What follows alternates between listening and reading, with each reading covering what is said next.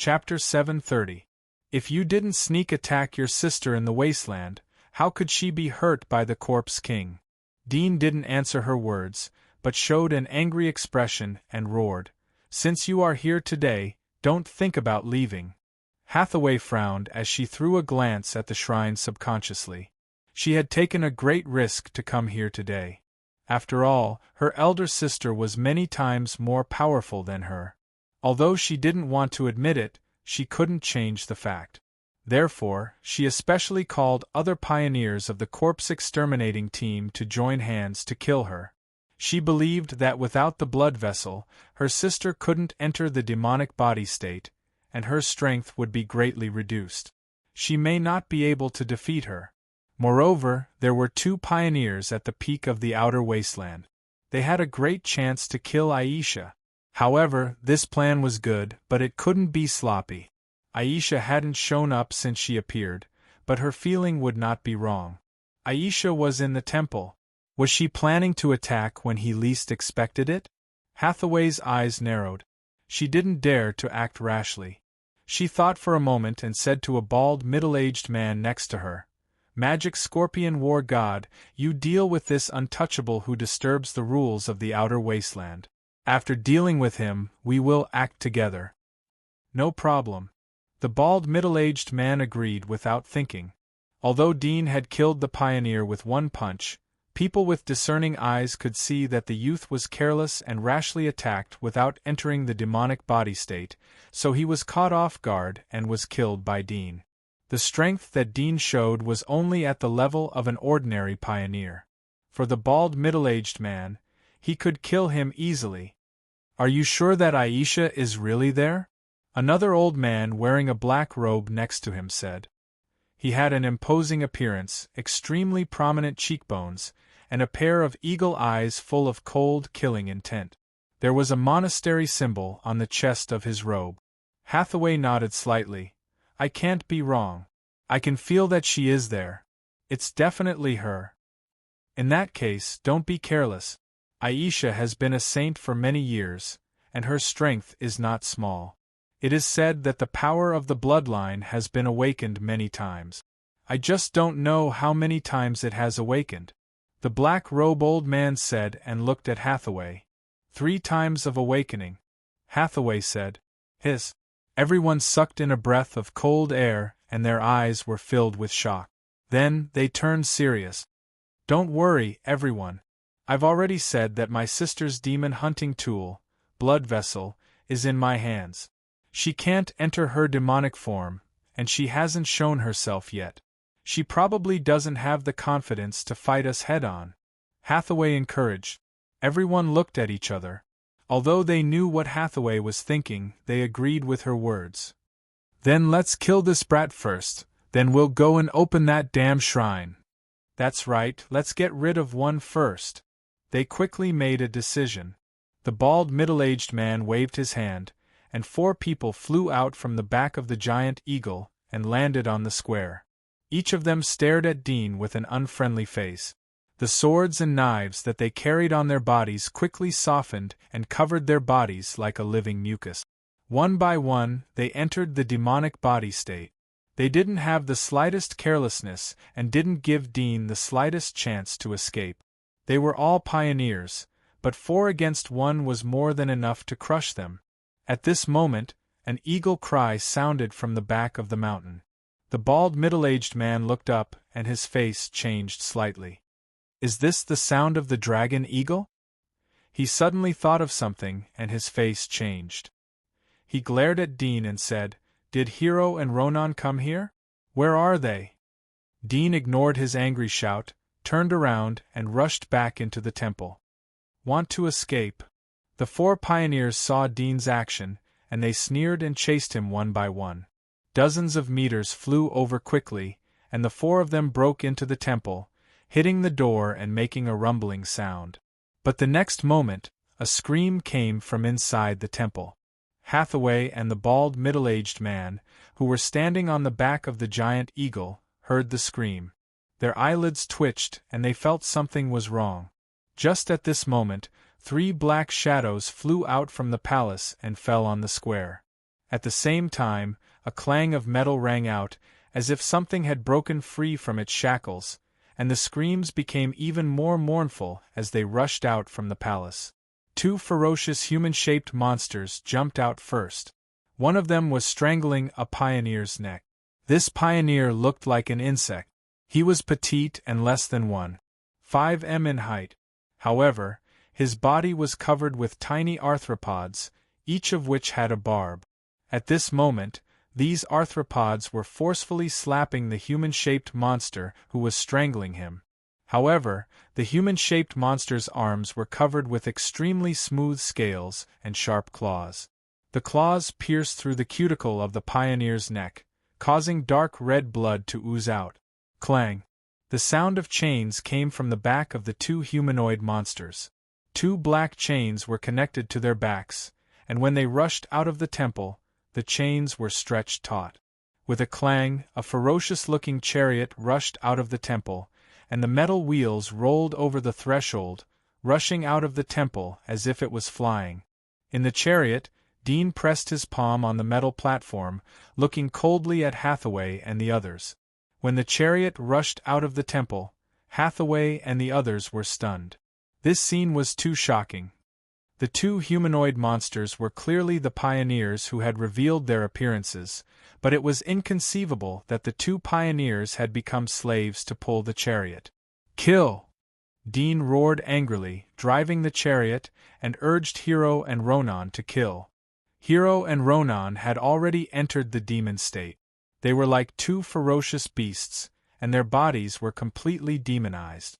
Only their heads were still the same, but they were wearing black hoods, so their faces could not be seen clearly. It was extremely strange. Hearing Dean's roar, the two of them roared in grief and indignation, and they rushed out like crazy. The chains on their backs were pulled taut, and they drove the chariot forward at a high speed, pouncing on the three pioneers in front of them. The pioneer that Hero was strangling didn't have time to break free from Hero's claws, and his neck was pierced by Hero's sharp claws. He died on the spot. They are. The bald, middle-aged man stared blankly at the two humanoid monsters that were pulling the chariot. The ferocious demons reminded him of the two people, and he heard the dragon eagle's mournful cry. Could they be Hero and Ronan? He looked at the scene in disbelief. Whoosh! Hero and Ronan quickly caught up with the three pioneers. They were obviously much faster than the three pioneers, and they pulled the chariot forward. The three of them were so scared that they hurriedly retreated. They could tell that the two of them weren't existences that they could resist, so they turned around and fled to the giant eagle's feet. The distance between the hall and the giant eagle wasn't far, and the three of them quickly returned to the giant eagle's feet. At this time, the bald, middle-aged man reacted. He roared and jumped off the giant eagle, and shouted at the two people that were rushing at him, "Stop! Hero, Ronan!" Hearing his roar, Hero and Ronan were stunned, and they immediately stopped. Their faces under the balaclavas were extremely ugly, and their eyes that were exposed from the eye sockets of the balaclavas flickered slightly. They didn't dare to look at the bald, middle-aged man. The others were stunned when they heard the bald, middle-aged man's roar. They looked at the two people who had stopped, and they were dumbfounded for a moment. They looked at the scene in disbelief. The two people who were pulling the chariot like slaves were actually the two war gods, Hero and Ronan? The black-robed old man was shocked, but he quickly thought of something, and his expression changed slightly. He said to Hathaway, "The magic scorpion war god alone can't deal with them. I'll go and help. Please help us look over there." Hathaway knew what he was referring to, and she also had the same idea. At the same time, she was more convinced of her feeling. She slightly narrowed her eyes as she looked at the temple in the distance. It turned out that the two war gods were working for her. No wonder they were hiding in the dark. "Why are you stopping? Kill!" Dean roared. Hero and Ronan were hesitant. They seemed to be advancing and retreating. The chains on their backs clanked. Dean was so angry that he slapped the weak current switch on the metal platform. Immediately, a burst of current passed through the chain and directly passed to Hero and Ronan's back. The current spread to their whole body, and the stinging pain made them scream in pain. Dean immediately stopped. He didn't want them to lose their combat effectiveness as they were still fighting. "Kill!" he roared again. Hero and Ronan stopped trembling, and hesitated as they heard Dean's words. The next moment they roared and rushed out. "What did you do to them?"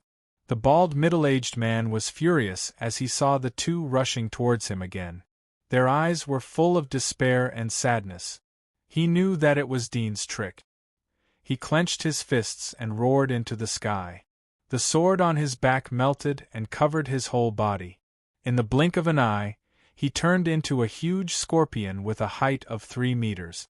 There was a sharp stinger on his tail. His hands turned into pincers, and a thick human-shaped arm grew out of his back. It was holding a sword. The shape of the sword was the same as the previous one. "Go to hell!" He roared, stamped his feet, jumped high, and rushed toward Dean. Dudien's eyes flashed as he saw that Hero and Ronan didn't stop the chariot. He tapped on a mechanism on the metal platform. A series of chain sounds echoed as several chains ejected from the bottom of the chariot. 4 iron pillars were erected on the 4 corners of the chariot. The ejected chains wrapped around the pillars and formed a cage around the chariot. "You want to stop me like this? Go to hell!" The scorpion god roared in anger as his pincers smashed the chains outside the chariot. The chains were pulled out of the drawer by the pressure. Dean dodged to the side to avoid the pincers. At the same time, 2 heart-wrenching cries sounded out. Hearing these cries, the demon scorpion army god could not help but look back, and he immediately saw the scene with bloodshot eyes. Hero and Ronan were dragged back by the chains, and a large amount of blood leaked out of their backs. They were in immense pain. He noticed that the chains he had pressed down on were related to the chains on their bodies. Pulling the chains around the chariot was equivalent to pulling the chains on their backs. Whoosh! He immediately retracted the pincers and stepped on the side of the chariot to pull away from the chariot. Hero and Ronan had retreated to the side of the chariot. They were rolling on the ground as they screamed in pain. It was as if their hearts were being pulled out of their lungs. Hathaway and the rest of the people on the Eagle saw that the 2 war gods were restrained by the chains. It was difficult to turn over and fight. Everyone felt a chill from the bottom of their hearts as they saw them rolling on the ground. It was hard to imagine what kind of life they had encountered here. "Why didn't you continue?" Dean coldly looked at the bald middle-aged man. "Scorpion army god? It seems that you have a good relationship with your 2 old friends. You love them so much." You. The scorpion god was so angry that his eyes turned red. But he didn't dare to attack as he saw the chains around Dean's chariot and Hero and Ronan, who were still screaming in pain on the ground. Dean looked at the 2 who were screaming on the ground. "I told you not to play tricks. You have promised to fight for me, so you should keep your promise. Otherwise you will suffer. You will die a horrible death." The scorpion god looked at Dean's arrogant face. The anger disappeared from his face as he looked at Dean. Dean looked at him and said to Hero and Ronan, "Get up and attack." "You." Killing intent flashed in the scorpion god's eyes. He rushed out, but he didn't rush towards Dean. Instead, he rushed towards Hero and Ronan. All of this happened very quickly. In the blink of an eye, he appeared in front of the 2 of them. The arm on his back waved the saber and slashed down fiercely. With 2 clanging sounds, the ground cracked. His saber slashed at the chains on Hero and Ronan's backs, and sparks flew. However, the chains were like dead snake. They shook a few times but didn't break. "Stupid." Dean looked at Hero and Ronan. "Such a good opportunity. Why don't you make a move?" Scorpion didn't expect that his hunting tool wouldn't be able to cut the chain. He roared in anger, "I'll peel your skin." Whoosh! Whoosh! 2 sharp whistles suddenly rang out. The scorpion god's pupils shrank as he heard the sounds. He turned around and saw 2 shadows rushing towards him. It was Hero and Ronan. The scorpion god was aghast as he retreated in a hurry. But he couldn't dodge in time. Hero's thorns scratched his chest. At the same time, when Ronan's attack missed, he twisted his body, and his tail lashed out like a snake whip. The scorpion god helplessly looked at the scaly tail. He couldn't avoid it. Chapter 731. Two military gods, please stop. The black-robed old man held his sword horizontally in front of the demon scorpion war god to protect him.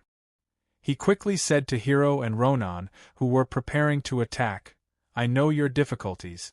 Please trust us. We will definitely save you." Hero and Ronan paused for a moment. They felt that Dean's hand was on the mechanism. They roared again and rushed towards the black-robed old man.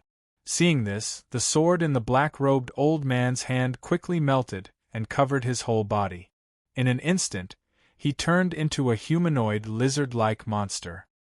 His whole body had many twisted limbs, and his neatly combed hair was wrapped in a dark cyan cuticle. He looked ferocious, somewhat similar to the shadow hunter that Dean had seen. A sharp sword protruded out of his palm as he blocked Hero's claws. Two military gods. So many of us have come together to quell the war in the outer wall. Don't fight for this kid. Don't let your reputation be tarnished. Sorrow appeared in Hero and Ronan's eyes. How could he know what they had been through? The word reputation had long been erased from their hearts. Compared to the hellish experience in the dungeon, honor and reputation were as insignificant as bubbles. Roar. Hero roared in anger and waved his claw again. The black-robed old man brandished the sharp sword in his hand. His body moved swiftly and nimbly as he dodged the two's attacks. It seemed like he was losing ground, but he did it with ease. While parrying, he continued to persuade, "Two war gods, please stop. Once we kill this brat, we will immediately release you." Hero and Ronan didn't listen to him as they attacked like crazy. The outer edge of the wheels had diamond-shaped spikes which stirred the air. It made it impossible for people to get close to the chariot. "If you want to kill me, then you will have to bury them with me." Dean saw that the old man didn't give up, so he ridiculed, "Don't talk flowery words. If they stop and let you attack me, then the chain will be destroyed and their spine will be pulled out. Not only will I die, but they will also die. What's the point of giving them a medal of glory?" The black-robed old man's face changed as he glared at Dean. "Brat, don't be too proud. Do you think that they can protect you? Then come and try." Dean deliberately provoked the black-robed old man. The black-robed old man was so angry that his face turned cold. At this time, Hero's sharp tail swung out and almost cut his neck while he was distracted. He was so scared that his face turned green and white. He jumped back and shouted, "Two military gods, do you really want to sell your lives for this lowly person? Where is your backbone?" When Hero and Ronan heard him mention the word backbone, they immediately roared in grief and anger, and their attacks became fiercer. Scorpion on the other side saw that they were determined to protect Dean. There was a trace of decisiveness in his eyes as he looked at the people on the eagle. "All of you come and help. Kill this pariah. I will hold them back." The people on the giant eagle looked at each other and jumped down. They didn't dare to disobey the order of the magic scorpion god. "Remember not to attack the chain." The magic scorpion god reminded the people behind him as he rushed toward Hero. The people knew this without him saying. After all, the chain was related to the lives of the two military gods. If they attacked the chain and caused the two military gods to lose their lives, it was hard to say whether the military would blame them or not. Fortunately, the chain was not dense. The gap in the middle was big enough to find an angle to attack Dean. Dean's face turned gloomy when he saw the 7 pioneers surrounding him. He activated his demonic body without saying a word. The giant sword on his back melted and covered his body. Sharp blade-like limbs grew all over his body. He looked like a monster made of countless blades. Only the part above his neck looked like a human. "Is that the Splitter's demonic body?" One of the pioneers couldn't help but exclaim when he saw Dean's demonic body. The black-robed old man and the magic scorpion god, who were fighting with Hero and Ronan, also looked over. Hathaway, who was on the giant eagle, also lowered her eyebrows. When she saw Dean's demonic body, a trace of surprise flashed through her eyes. Legendary magic marks were rare even among the pioneers. Most of the pioneers only had rare magic marks, but legendary magic marks were the keys to the inner wilderness. Only the Witcher clans had legendary magic marks in reserve. Dean looked at the 7 pioneers around him coldly. His super-wide field of vision allowed him to see the posture of each pioneer. It was like 7 humanoid monsters surrounded him from all directions. If ordinary people saw this scene, they would think that they had come to hell. Kill! One of the pioneers with a burly figure reacted first. His eyes were fierce as he roared and took the lead. His demonic body was a humanoid hedgehog-like monster. Countless small spikes protruded from his back. There were also 4 or 5 spikes as thick as ivory on his chest. Whether it was his back or chest, no one could attack him. His hand was covered with fur, and he slapped it like a lion's paw. Dean's eyes were cold. His sickle-like arm chopped down. Puff! The blade of his arm cut his wrist. Blood gushed out. His rough and hairy palm was immediately cut off without any obstruction. The burly man screamed and retracted his arm. He looked at Dean angrily. His magic marks weren't good at attacking in such a gap. They were biased towards defense. If he was in the chariot, he wouldn't be afraid of the other 6 pioneers attacking him. However, taking the initiative to attack was his weakness. He didn't expect that he would be so heavily injured. Seeing this, the others immediately retracted their claws and strange limbs. Although there were few pioneers who were Splitter, they had a deep impact on Splitter. Splitter was the most terrifying monster among the legendary monsters, especially in group battles. Their hearts skipped a beat as they looked at Dudien's demonic body. It was like using their own body to attack a monster with sharp blades. Use weapons! Another woman with a strange colorful pattern on her face shouted. She quickly waved a black whip through the gap of the chain. Dean swung his 2 limbs to clamp the whip. With a stroke of his arm, the chain was broken. Get out of the way! Let me do it! Another pioneer roared and rushed to the side of the chariot. A strong wind was ejected from a protruding bone on his shoulder and shot into the chariot. Seeing the shape of his demonic body, Dean guessed that he was most likely good at using poison. He immediately held his breath.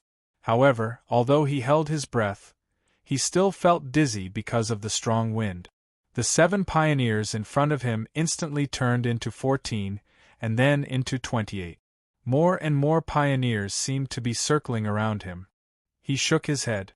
At this time, a whistling sound came from the side. When he turned his head, he felt a pain in his waist. He was pierced by a sharp weapon. He immediately raised his hand and slapped it. With a crack, the sharp blade palm cut off the weapon. He looked down and saw a broken spear in his waist. Go! Seeing that Dean was poisoned, the other pioneers immediately swarmed up. Dean's body shook slightly. He tried to open his eyes, and the double shadows in his eyes barely disappeared.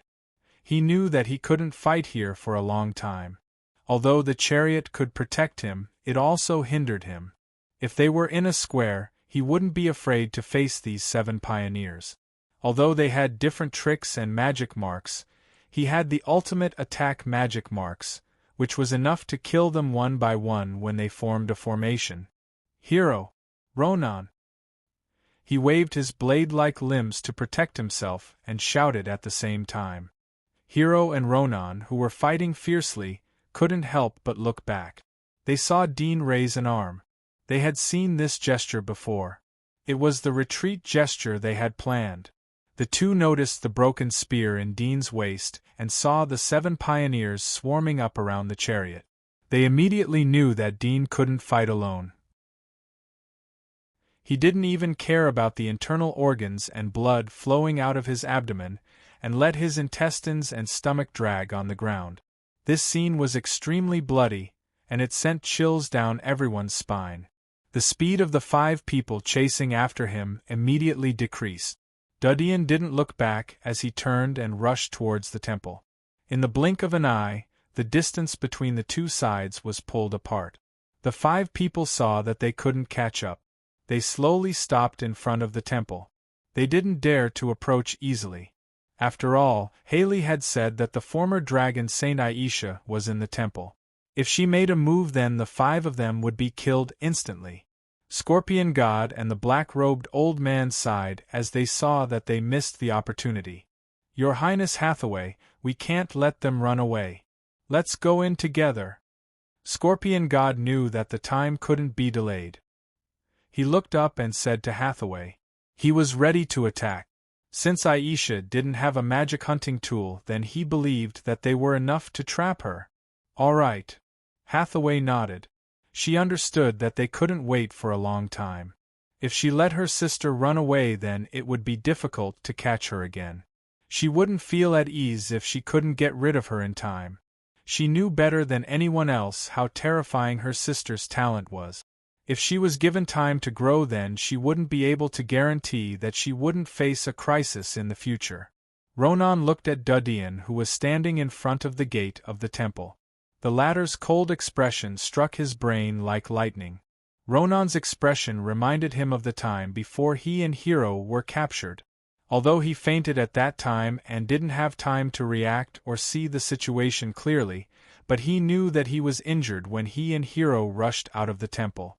Afterwards he was puzzled in the dungeon until he was chained to the chariot by Dudian. He was stimulated by the chains. Only then did he realize that the mysterious attack was exactly the same. Don't go! He looked at the Scorpion God who was moving forward. He cried out, There is a trap inside. Don't go in. Scorpion God and the black-robed old man were startled as they stared at him. Trap? Are you sure? The black-robed old man was the first to ask. Ronan's face was pale. I'm sure. Hero and I were injured like that. Don't go in there. Scorpion God frowned, but Hero said that there is a passage inside. He is going to escape from there. That's a lie. Ronan was fully awake. He understood Dudian's plan. He deliberately told them that there was a secret passage inside. If they betrayed him, then they would say it and lure the others to take advantage of the situation to catch them in one fell swoop. His heart trembled slightly as he felt fear. In his eyes, the youth in front of him was a devil in human skin, dirty and evil. He immediately said to the demon Scorpion War God and the rest, It's a trap inside. You must not go in or else. Speaking up to hear, his heart surged with sorrow. The miserable experience in the dungeon was unbearable for him to recall. Haley frowned as she looked at Ronan. She turned to look at the temple. She saw that Dudian was still standing in front of the door. He didn't go into the temple to escape. If it was an ordinary person, it would undoubtedly confirm Ronan's words. There was a trap inside, and Dudian was waiting for them to go in. However, she had been with Dudian before, so she had a good understanding of this youth. He was a very cunning person. If what Ronan said was true, then what he did was obviously a failure. Thinking of this, she was bewildered. Suddenly, she caught a glimpse of Hero who was twitching on the ground. Her pupils shrank, and she turned to look at Ronan. Her eyes emitted a cold, murderous aura. He is injured. How come you are fine? As soon as she said that, the hesitating magic Scorpion God, the black-robed old man, and the other 5 pioneers were stunned. They immediately reacted and looked at Ronan with doubt in their eyes.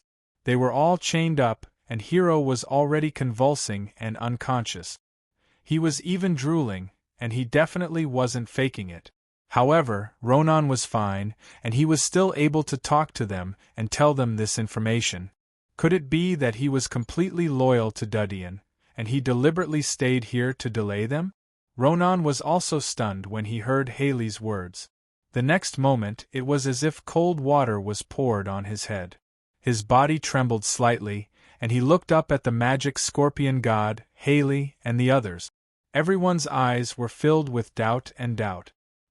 He opened his mouth slightly, but he felt that his mouth was dry and bitter. He suddenly understood why Dudian didn't attack him, but only Hero. He thought that Dudian didn't realize that he also had the intention to rebel, so he only punished Hero. However, he now knew that he was too naive. This little devil's mercy was no different from pushing him into the abyss. All the truth that he said became empty. If deliberately telling them that there was a secret escape route in the temple was the first step to prevent them from rebelling, then only punishing Hero was the second step to prevent them from rebelling. These two preparations made him and Hero unable to resist. Even their resistance would be used by Dudian, and they would become Dudian's accomplices. He suddenly wanted to cry, and he had never felt so powerless before. "I really didn't lie to you." His voice was bitter, and he felt like he was struggling on his deathbed. After understanding Dudian's plan, he naturally knew what kind of image he had in the hearts of Haley and the others. At the same time, he also thought of another point that he was at a loss.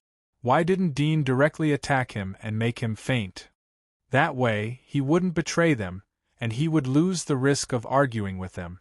Regarding this point, the only answer he could think of was that Dudian probably calculated that if they fainted at the same time, their one-sided words alone might not be able to completely convince Haley and the others.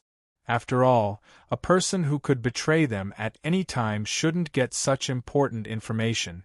Once they were suspicious, it would be very difficult to trick them into entering the temple.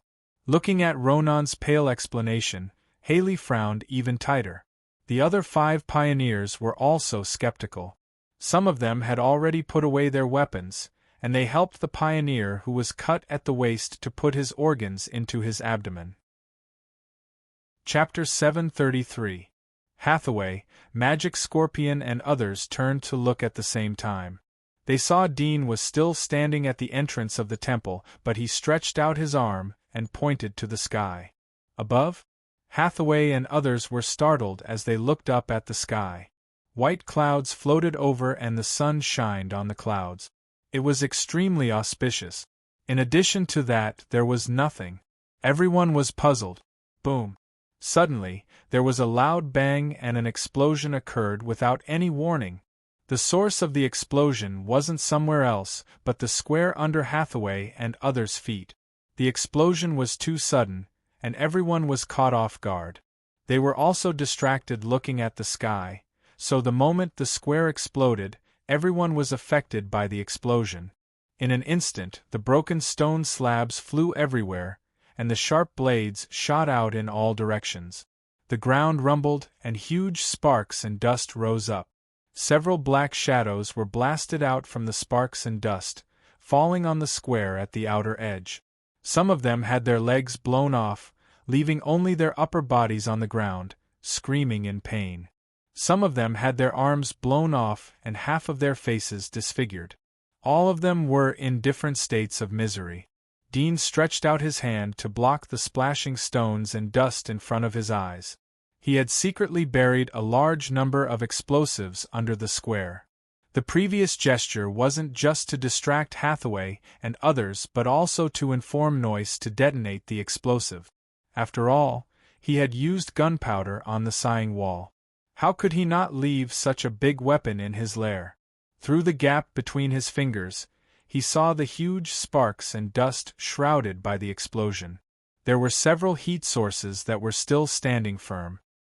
He immediately retracted his eyes and ran into the temple. He had estimated the amount of gunpowder under the square. It was almost impossible to kill Hathaway and others. It wasn't just a matter of quantity. Unless he hollowed out the whole mountain and buried the explosives to form a complete gunpowder mountain. But in that case he would be buried together with them. After all, at present he could only produce black gunpowder. It wasn't packaged as a military bomb. The explosive power was relatively scattered, so it was difficult to play a destructive role.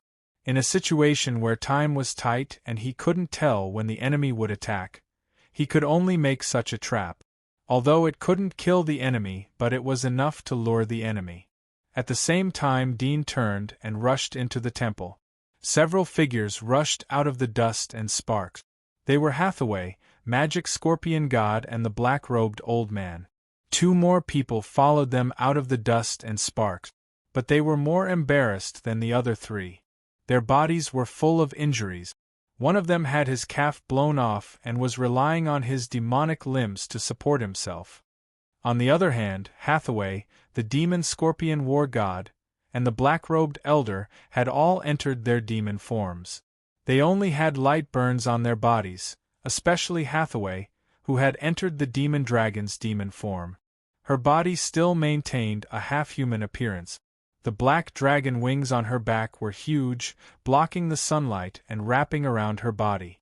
Other than the light burns on the surface of her wings, her clothes were undamaged. "Follow me." Hathaway's eyes were cold.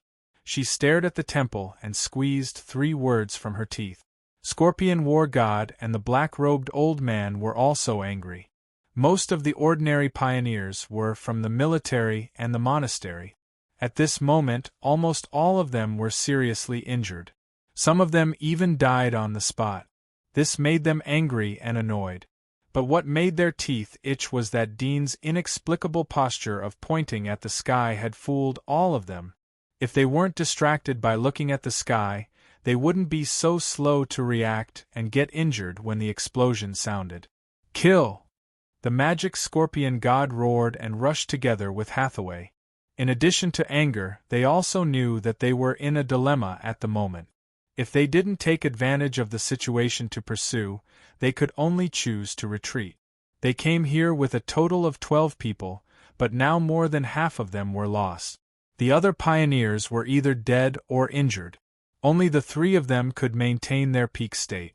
Even if Haisha was in the temple, they could only fight. In fact, they originally planned to rely on the 3 of them to deal with Aisha. The rest of the ordinary pioneers couldn't intervene in such a battle. Blind intervention would only add to the chaos. The black-robed old man followed closely behind Hathaway and the demon scorpion military god. His eyes were cold like a lizard's. Ronan's words from before had more or less left a mark in his heart. Although he was furious, he was still cautious.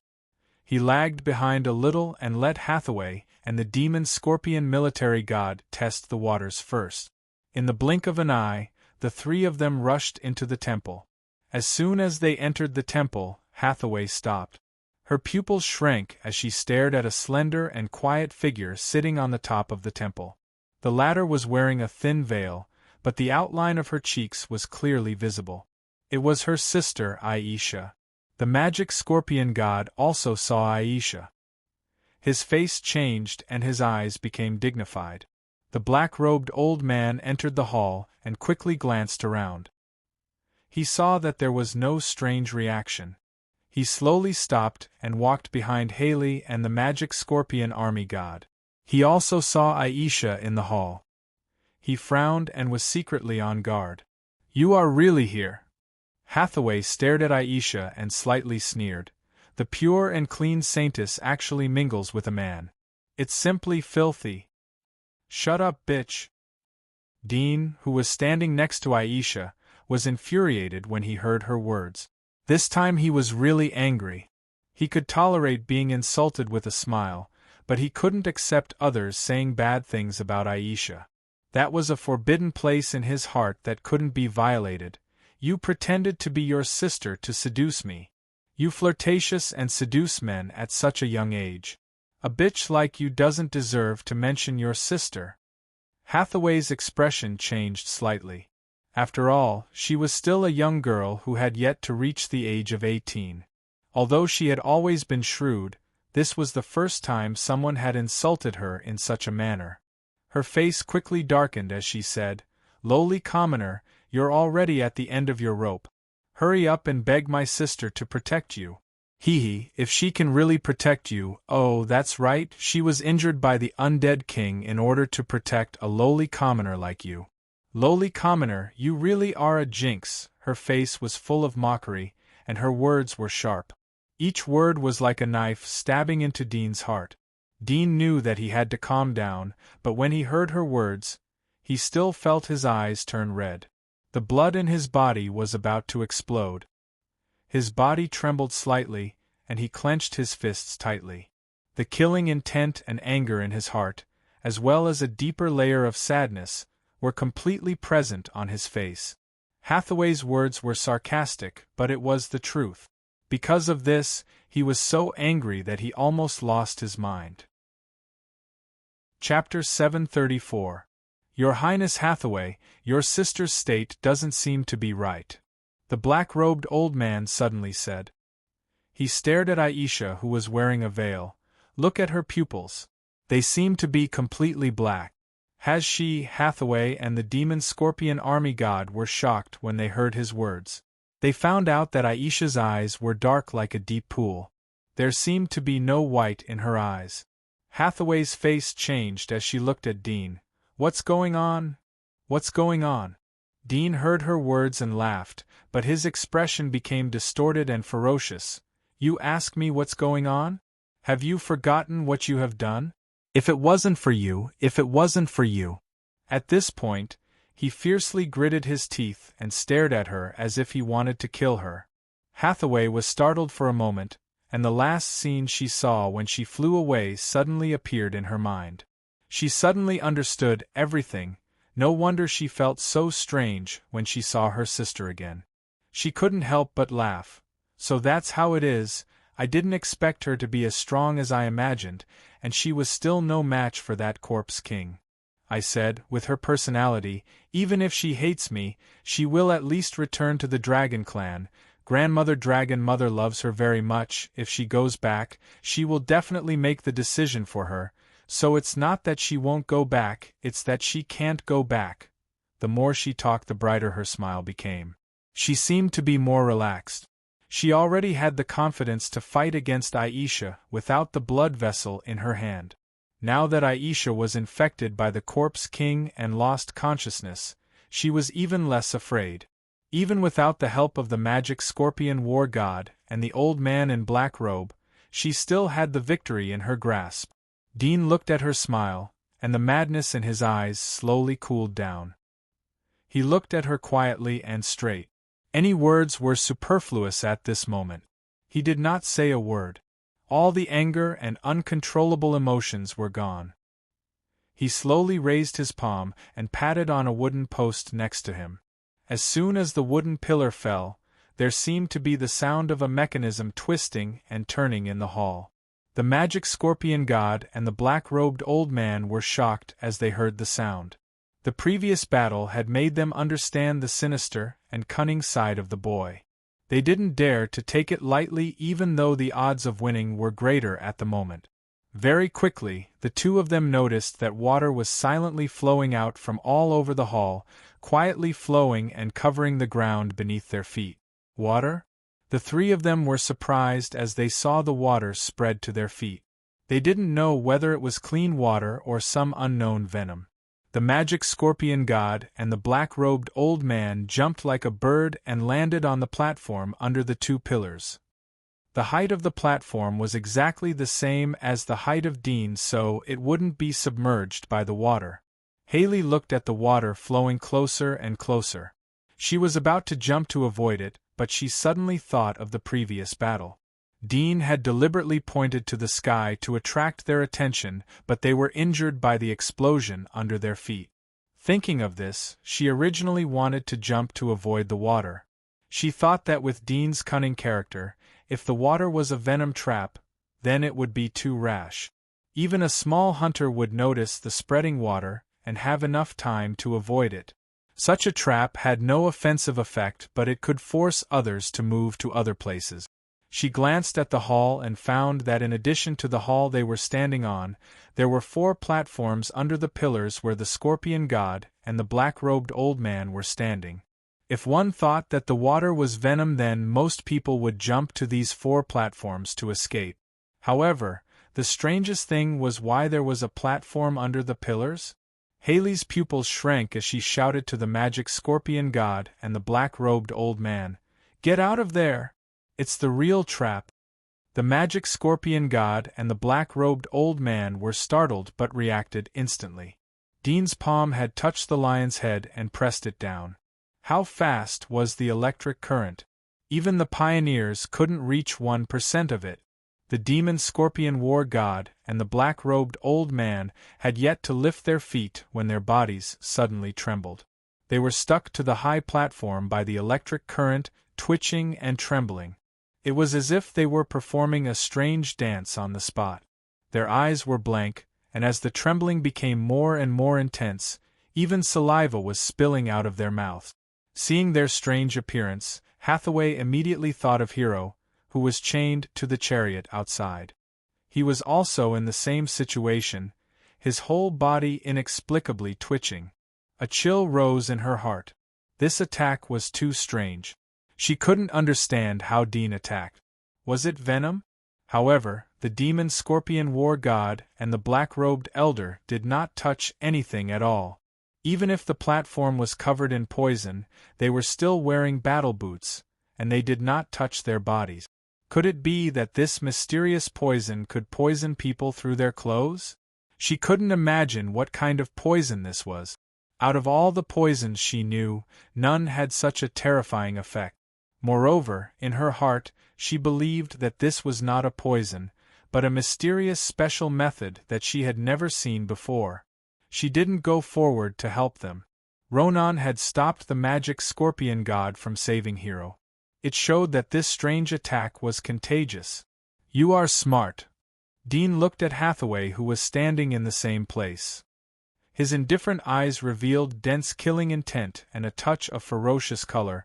"But you still have to die." Hathaway had wanted to jump onto the roof of the hall to avoid the water spreading towards her feet, but when she heard the first part of the sentence, she gave up on the idea. When she heard the second part of the sentence, she realized that something was wrong. When she wanted to fly up again, she found that her body was frozen, and her mind instantly went blank. Dean took a small bough from the wall and took out a small arrow from the drawer of the cabinet. It was about 10 centimeters long. It was as thin as a quill. He looked at Hathaway, who was trembling from the electric current in the water. He unceremoniously aimed at her throat and shot the arrow. The arrow was as thin as a pencil in an instant. With a poochie sound, the small arrow hit Hathaway's throat, but it did not penetrate through. It only embedded 2 or 3 centimeters in, and was blocked by the demonic dragon scale on her neck. Dean knocked the arrow again and aimed at her eye. "Die!" Chapter 735. Dean quickly grabbed another small arrow, and was about to shoot it into her other eye socket. Suddenly, Haley looked up to the sky and screamed. The wings of the demonic dragon flapped and hugged her body. Her body left the ground and flew towards the dome of the hall. Dean's face changed. The small arrow in his hand quickly shot out and nailed on one of her wings. However, at this moment, Hathaway had already gotten rid of the paralysis caused by the electric current. Her wings turned into a black hurricane and swept toward the dome at an extremely fast speed. With a bang, she crashed into the mud bricks of the dome, creating a huge hole, and flew straight into the distant sky. Dean didn't expect her to break free from the electric shock. He was surprised and angry. He flapped his wings and quickly chased after her. Hathaway's face was full of panic and anger. Her beautiful smiling face was now incomparably hideous. Her tail curled around the small arrow on her wing and fiercely swung it towards Dean. Dean hurriedly dodged. The arrow almost touched his cheek. He was almost stabbed. "I will kill you!" Hathaway's sharp voice spread through the sky. She was full of killing intent and endless anger. She didn't look back as she flew towards the sighing wall. Dean rushed out of the roof of the hall. He saw that Hathaway was already thousands of meters away. It was almost impossible to catch up with her. He was so angry that his heart was about to explode. The enemy he had already captured had actually escaped. If it was the demon scorpion war god and the others who had escaped, he would not be so angry. However, the person who had escaped was the person he wanted to kill the most, the person he hated the most. "Ah!" He roared to the sky to vent the anger in his heart. At this time, Hathaway's back had completely disappeared from his eyes. She was submerged in the white clouds in the sky. Dean's eyes were like those of a ghost in the abyss. After a long time, he slowly retracted his eyes. The killing intent in his eyes gradually faded, and he restored his calmness. At this time, he thought of the magic scorpion army and the black-robed old man who were still in the hall. He immediately turned around and drilled into the hall through the hole in the dome. He saw that the two had fallen to the ground and had fainted. The power has been strengthened.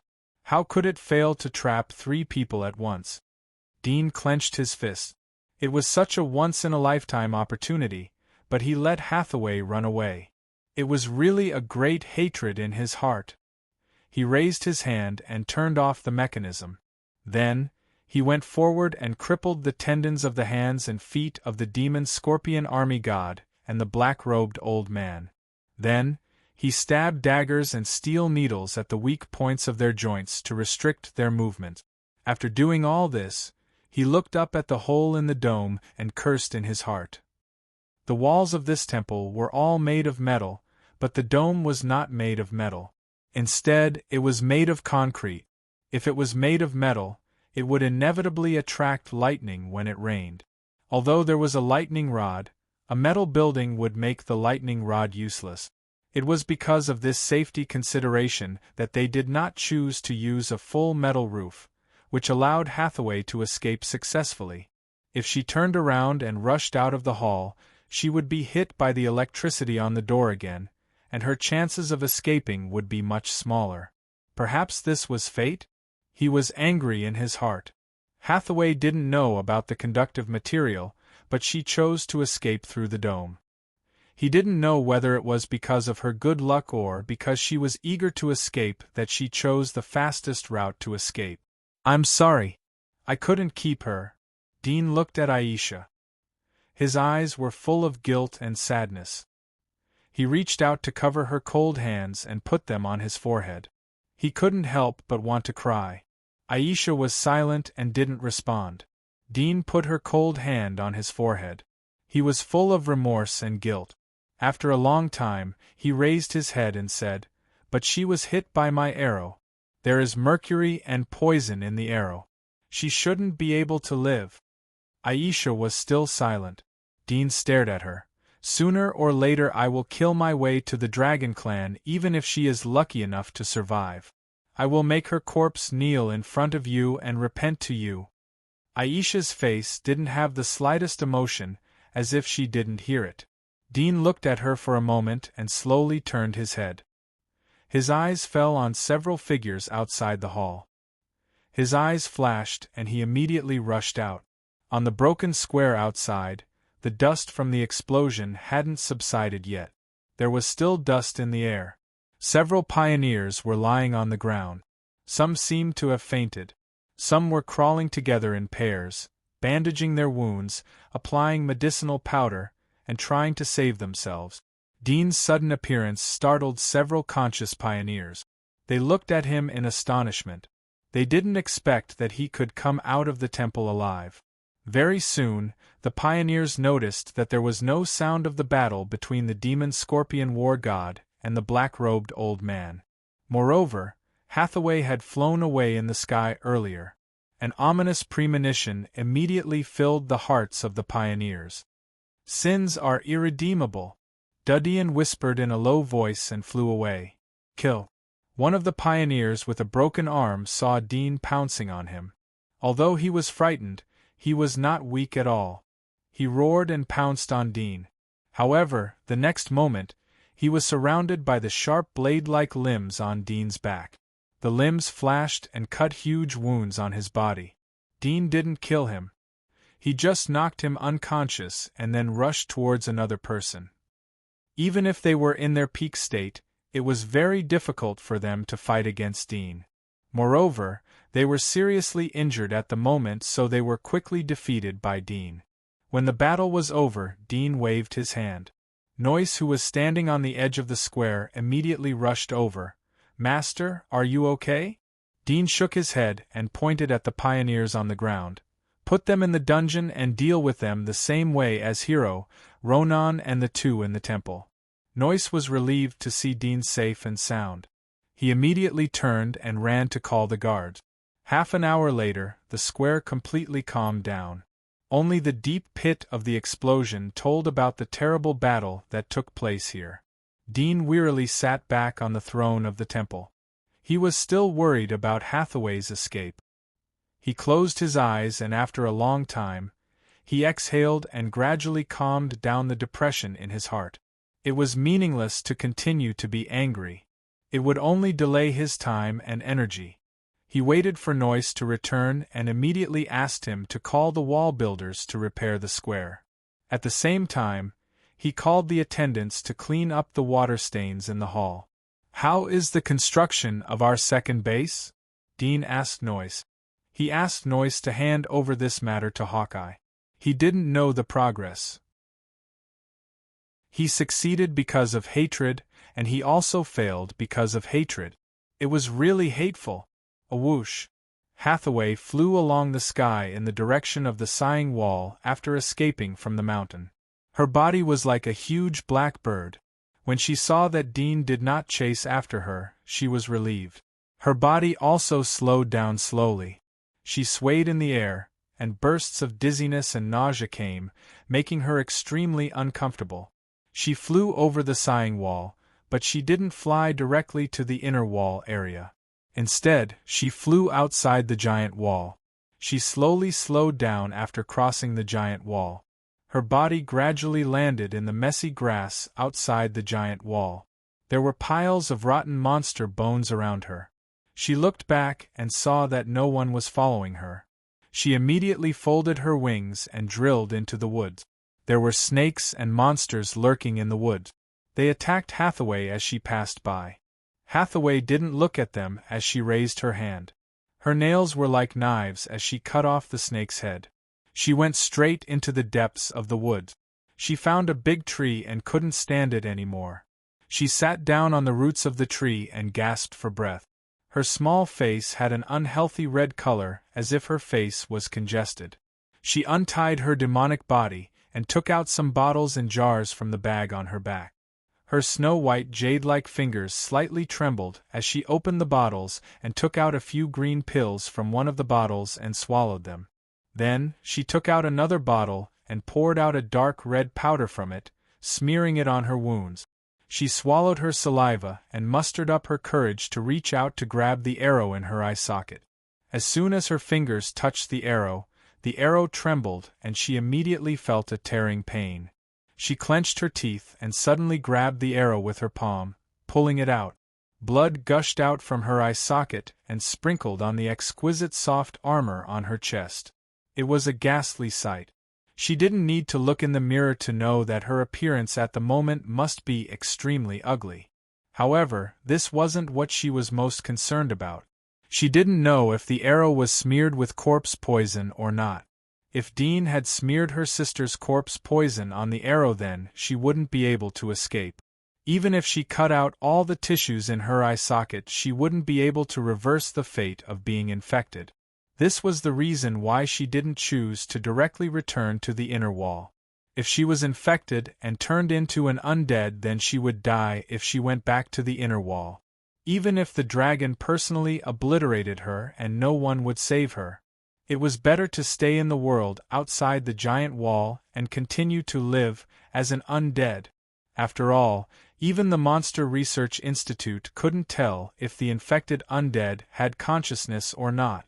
This was an eternal puzzle. Humans didn't know if there were ghosts in the world. They didn't know if their consciousness would continue to drift between heaven and earth after death. The only way to get the answer was to die. But there was no way to tell the answer to the living after death. The same was true for the undead.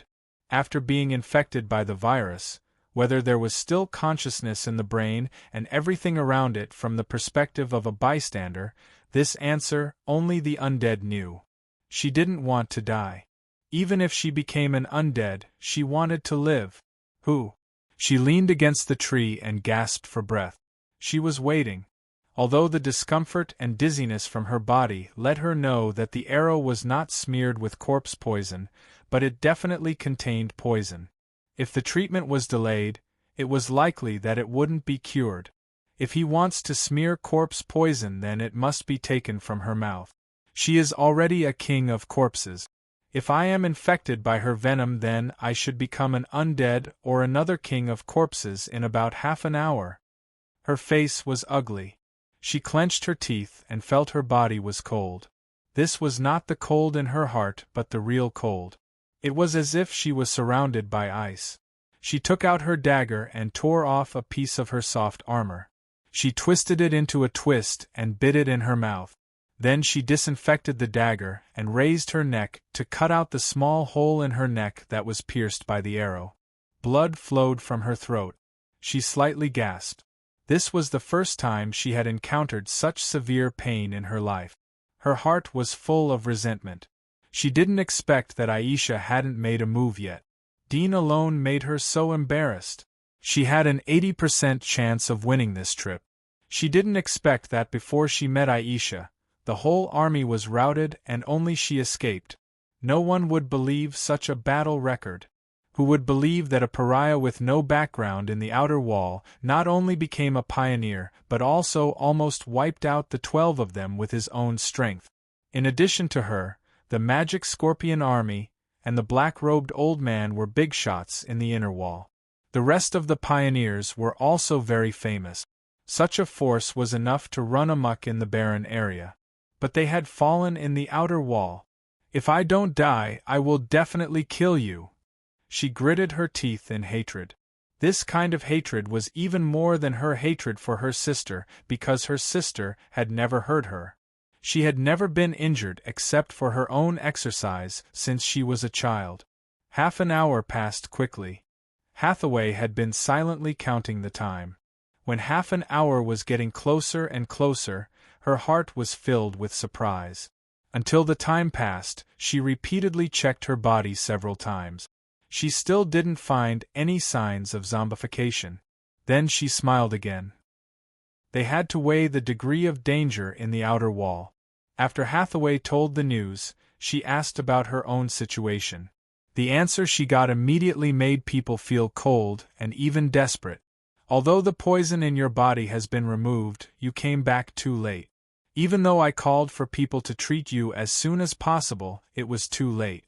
Besides the poison, mercury had also seeped into your body. The doctors could only cut off the inner walls of your organs and wash your blood at the same time to save your life. But this way, the power of your awakened bloodline has been completely eliminated, and your strength has also been weakened. But at least your life has been saved." Hathaway's father, the patriarch of the Dragon Clan, comforted her. Hearing this, Hathaway was completely stunned. Her bloodline power was eliminated? She had awakened her bloodline power for the second time. Was she now an ordinary pioneer who hadn't awakened her bloodline power? She lay on the bed in a daze. Her mind was completely unable to hold anything else. This blow was 100 times more difficult for her to accept than losing an eye. "Your eye has temporarily stabilized, but the damage to the tissues in your eye is too severe to repair. After you recover, I'll take you to the Monster Research Institute and have them implant another eye in you. Your vision won't be inferior to your own eye." The patriarch continued to comfort him. Hathaway was stunned for a long time. She slowly turned her head and looked at the patriarch of the Dragon Clan. Her face suddenly showed a sad smile. "Father, you never know what your child needs."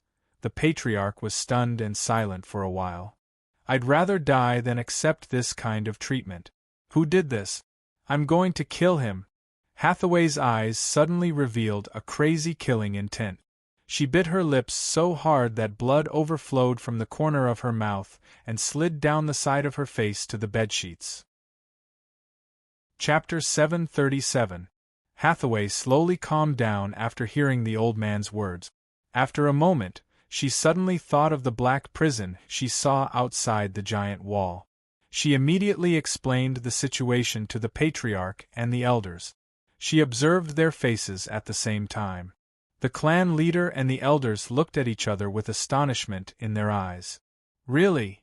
the patriarch asked. "Of course," Hathaway replied in a cold voice. There was a trace of doubt in her heart. It seemed that her father and the elders didn't know about it.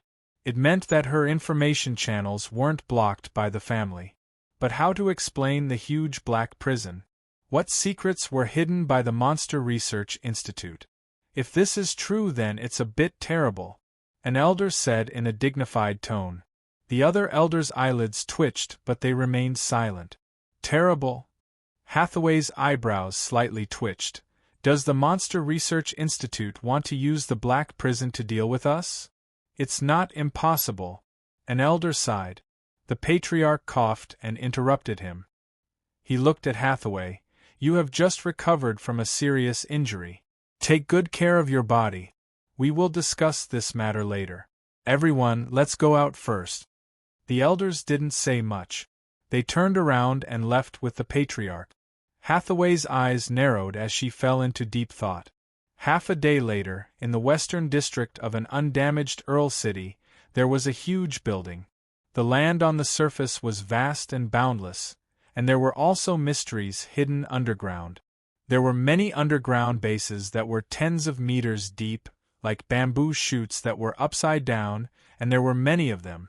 This was the headquarters of the Monster Research Institute. What? You said that the Dragon Clan saw the Black Prison outside the giant wall? Moreover, it was more than 10 meters in size? A middle-aged man with a burly physique was wearing a white coat in an office of one of the underground bases. He had a ferocious face. He was about 2.5 meters tall. He had the temperament of a butcher.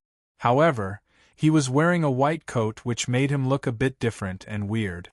At the moment, he was staring at a thin old man who came to report to him. The thin and weak old man stood in front of him like a little chick. After hearing his roar, he shivered and said, "This news came from the inner circle of the Dragon Clan. It was revealed after the injured Her Highness Hathaway woke up." "Impossible!" the burly middle-aged man roared. "The Black Purgatory in our branches is still in experimental cultivation. How can there be a Black Purgatory that is more than 10 meters tall? This is a complete Black Purgatory, which is enough to trap an inner desolate level pioneer. How can it be cultivated at this stage?" The skinny old man lowered his head, not daring to reply. An oval face wearing black-rimmed glasses next to the office said, "Director, is it possible that a branch of the Academy secretly cultivated it, but didn't report it and secretly sent it outside the giant wall?" "Impossible," the burly middle-aged man said without thinking. "The cultivation of the Black Purgatory requires hunting the corpses of 8 specific monsters that are above level 50. Although these 8 monsters are not that precious, they are rare in our area. It is very difficult to catch them. Even if all the resources are gathered together, it is still impossible to cultivate it. Not to mention, the process of cultivation requires repeated experiments and corrections. Based on the current experimental progress, there is no later correction data. Even if there are resources, it is impossible to cultivate it. Only if there are several times more resources, or even more than 10 times more resources, can it be possible to cultivate it. Then, could it be that Hathaway made a mistake? Or the Dragon Clan deliberately released this news to frame our research institute? The woman slightly frowned. She couldn't think of any other answer. The burly middle-aged man's huge eyes moved slightly.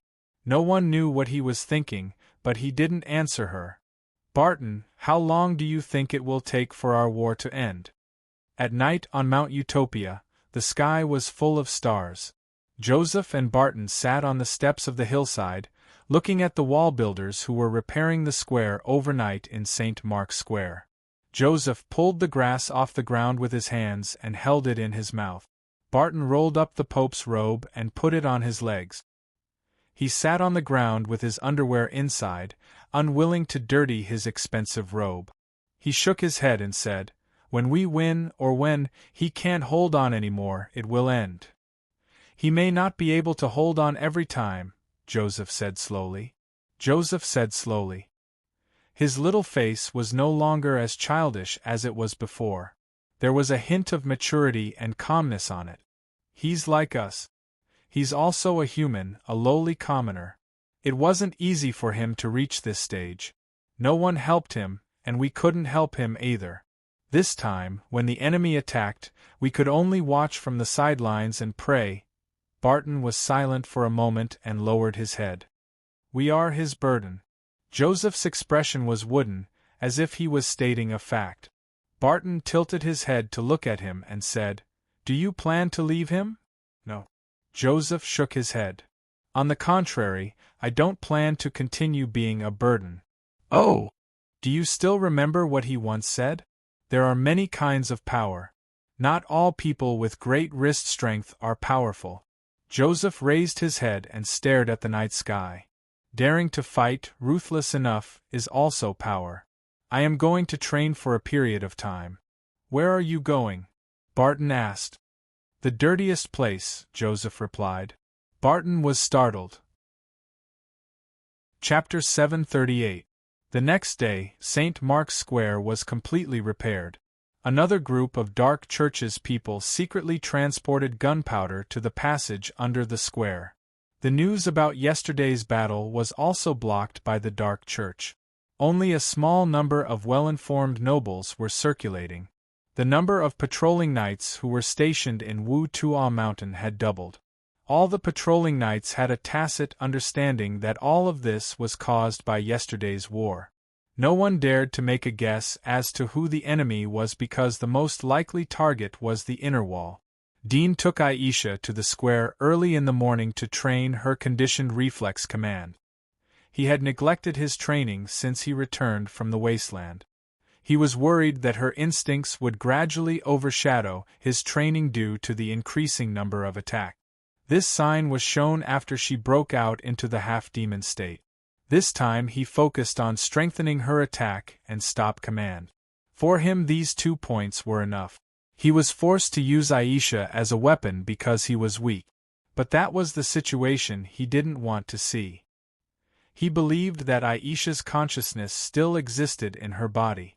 She wouldn't want to see his ferocious and bloodthirsty appearance if she saw it.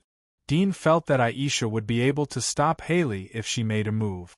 But he didn't train Aisha to concentrate her attacks. Once the command was issued, Aisha's first target would be Magic Scorpion God and the black-robed old man. She wouldn't chase Haley, who was further away. Aisha's attack would be indiscriminate except for Haley. Although he had learned his lesson this time, he still did not intend to train her in this aspect in detail. The reason was that similar situations might not happen again in the future. Secondly, he did not intend to let her fight again. Even if he encountered an enemy like Hathaway, he believed that with his own strength and the cooperation of the divine arts, he would be able to deal with her. He did not want to see her roar again. After the morning training, Dean went to the temporary laboratory outside the square. He saw Poland and Xia Manson were busy making the second magic hunting tool. "How do I make God's marrows?" Dean asked the two of them as they were experimenting. Instead of going to the inner wall to loot the Monster Research Institute, it would be better to master the production method of God's marrow. He believed that it wouldn't be difficult to get the materials to make God's marrow. Xia Manson had accepted his fate under Poland's guidance. He was honestly helping Dean make the magic hunting tools. He was surprised when he heard Dean's words. "You want us to make God's marrow? This is impossible." He had witnessed the battle yesterday. His mood had gone from excitement at the beginning to despair at the end. It was hard for him to accept the result. But he believed that sooner or later Dean would be attacked as long as he continued to provoke the inner wall. "Why not? This is a secret. If we make it for you, only death awaits us." Hearing his words, Poland, who was next to him, was about to open his mouth to stop him, but he couldn't help but smile bitterly. He knew that it was too late to open his mouth to stop him, and he only hated himself for not informing him in advance. "So you know how to make it?" Dean's words extinguished the last trace of hope in Poland's heart. Xia Manson seemed to have been enlightened. He immediately shook his head and said, "We only know a little. We don't know much." Dean didn't waste time with him. He looked at Poland. Do you want to do it or not? Tell me what materials you need. Poland glanced at Xia Manson, who was desperately trying to signal him with his eyes, and smiled bitterly in his heart. He wanted to strangle Xia Manson to death. What a pig-like teammate. He ignored Xia Manson's winking and looked at Dean. We can make it, but the materials are difficult. It would be best if you can move the instruments from the research institute. If you can't, then we can smelt and make a new set ourselves. As for the two main materials, one is the soul crystal, which shouldn't be difficult for you to get. The other is the God's worm, which is a bit difficult, so you need to go to the research institute to get it. Xia Manson almost fainted as he heard Poland's words. He couldn't help but stare at him. Seeing his expression, Poland rolled his eyes angrily and didn't bother to pay attention. God's worm. How much do you need? Dean thought for a moment. That depends on how much God's marrows you need. Godworms reproduce very quickly. If you want to rob a research institute, the godworms stored in one should be enough to produce the God's marrows you need, Poland said. That's right, Poland said. Dean nodded. He wanted to go to the inner wall to deal with the 12 cities. He couldn't continue to let them occupy the cities. It wouldn't take long for the corpses to subside. Xia Manson grabbed Poland's collar after Dean left. What are you thinking about? Do you know that you will kill us? Poland pushed him away and coldly glared at him. Idiot, do you know that your first words have already sentenced us to death? What did you say? Xia Manson was furious. You let him know that we can make it. Unless we die now, we can only obediently make it for him. Poland looked at him coldly, as if he wanted to eat him. Didn't you see the two gods of war yesterday, Hero and Ronan? Who were they? Army gods. They were honed in the military.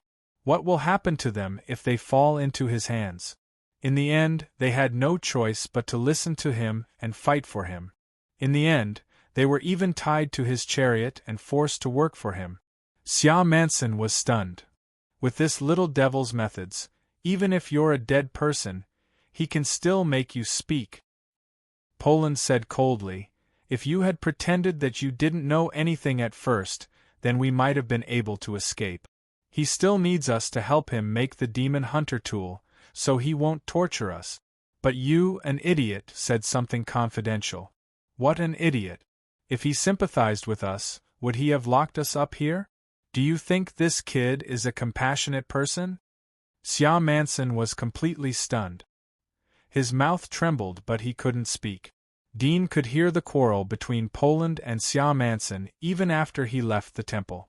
Poland should know that Dean could hear them, but he didn't bother to cover it up. Dean was too lazy to pay attention to them. After all, it was a lie to ask them to surrender to him.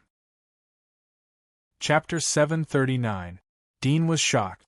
He couldn't help but take 2 steps back, worried that she would lose control. But soon he knew that he was wrong. Aisha's body slowly curled up. Her face was filled with extreme pain. She held her head with both hands, squatting on the ground and roaring in pain. Her voice was sharp and harsh like a sharp blade. Dean was startled. He wanted to reach out and take her into his arms, but his reason told him that it was very dangerous to do so. He was angry and sad. His eyes were slightly moist. It seemed that the girl's pain was exerted on him. He could only stand there and watch her scream in pain. He gritted his teeth and slowly approached her. He tried to reach out and touch her hair. Aisha was startled. She suddenly looked up, bared her teeth at him, and roared angrily.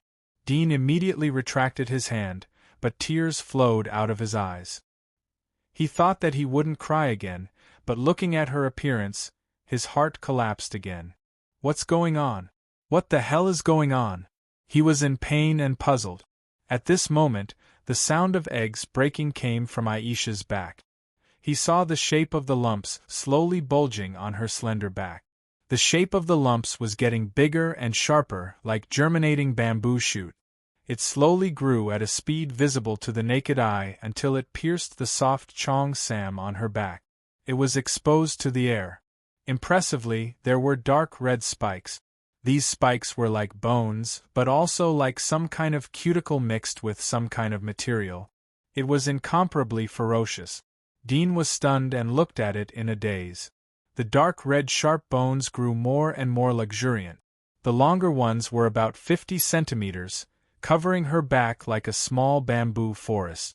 At the same time, on her face, white lotus-like arms, neck, and other visible skin, dark red veins appeared. It was like blood vessels protruding, but the dark red veins seemed to be flowing with strange brilliance.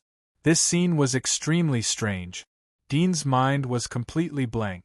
He didn't know why it was like this. Aisha's painful moans continued. The dark red sharp bones had slowly stopped growing. She was lying on the ground. Her back was like a hedgehog. At the edge of the sharp bones, dark red liquid was slowly squeezed out. It was like blood, but it didn't have the smell of blood. The color was darker than blood. This fluid looked extremely thick, and it slowly outlined the shape of a pair of devil wings. The wings were getting bigger and bigger until they were fully stretched out and swept out. The chairs on both sides of the hall were knocked away. The carpet was also cut. Aisha's hands were covered with fine red scales. Her fingers were like claws as they dug into the carpet and pierced into the depths of the floor. Her whole body was in the state of a demon. She exuded an astonishing aura like a peerless monster that had escaped from the abyss. Dean retreated a few steps due to the shocking aura. He didn't issue any instructions. How could she suddenly enter the demonic state? Moreover, the state of the devil body this time was completely different from the past. It was even more terrifying than when Aisha fought the Corpse King. At this time, Dean suddenly saw that the cold breath in her body was gone. Her whole body exuded amazing heat, like a strong fireball. The hot breath she exhaled was extremely hot, like a burning flame. When he was in a daze, Aisha's body staggered upright. Her pure black eyes fell on Dean, and the two looked at each other. At the moment when they looked at each other, Dean's mind went blank. It was as if something had exploded in the depths of his mind. He widened his eyes. At this moment, he had a strong feeling that the person in front of him was Aisha. Although it was still pure black eyes, the eyes that looked at him were definitely Aisha herself. His heart was pounding, and the blood in his body was boiling as if it was burning. He trembled and couldn't help but step forward. As soon as he took a step, Aisha's expression suddenly changed. She held her head and screamed at the sky. Her legs knelt on the ground. Dean hurriedly stepped forward to support her. Who knew that as soon as his fingers touched her arm, Aisha's arm jerked violently. A turbulent force came and Dean's body flew out. At the same time, there was a sharp pain in his chest. He looked down and suddenly froze. The armor on his chest was broken, and there was a very clear claw mark. The skin inside was also torn off. He couldn't help but look up and saw Aisha lying on the ground, moaning in pain. She rolled left and right on the ground. Her wings drew a deep trench on the floor around her. Fortunately, the cable was buried deep, otherwise she would have been electrocuted on the spot. After more than 10 minutes, Aisha gradually stopped. Her face also returned to calmness. It seemed that the previous painful twisted appearance didn't exist. Her demonic body also slowly shrank back into her body. Her whole body was lying on the ground, motionless like a corpse. There was no expression on her face. Dean slowly climbed up from the ground and found that the heat on her body quickly dissipated. Once again, she returned to the previous state of a corpse. There was no breath, no body temperature, just like a corpse. He was startled. Slowly and cautiously, he approached 2 steps, raised his hand and shook the bell, issuing a command to stand up. Aisha's hands and feet pushed her body in a strange posture as she heard the bell ring. She staggered from the ground. Dean breathed a sigh of relief, but then he was puzzled. He circled around Aisha and looked left and right several times. The dark red bone spikes on her back had disappeared. Her back was smooth and snow-white, as beautiful as silk. It seemed that the previous scene was just his illusion. What happened? Dean was confused. Chapter 740. A senior hunter infected with the undead has strength comparable to a limitless being. She is an inner wilderness pioneer. Although she lacks the demon hunter, her physique is stronger than before. I didn't expect that the power of the blood would evolve in the virus. Dean stared at the silent Aisha. He didn't know whether this change was good or bad. Would she slowly awaken to the 7th degree as the virus intensified in her body? Would she still be under his control at that time? What would happen at that time? He felt a little uneasy in his heart, but when he recalled the feeling when her bloodline had awakened, even though that feeling was brief, he could feel that what he saw at that time was the real her. He didn't know if this feeling was an illusion, or if it was caused by his excessive longing, but he didn't want to doubt it. That feeling stayed in his mind like a brand that couldn't be erased. His faith and confidence in resurrecting her became even stronger. After a dead silence, he raised his hand and held her hand. He looked at her reaction, no reaction. He slowly let out a sigh of relief and held her hand gently, feeling the warmth of his palm slowly pass into hers. To be able to hold hands like this forever, how blissful would that be? He gently held her hand and stared at her beautiful cheeks. Time seemed to not exist. After a long, long time, he slowly came back to his senses. He released her already warm and slender hand and softly said, "I will definitely find you and bring you back." Aisha was silent. Dean helped her to the bedroom and let her sit down.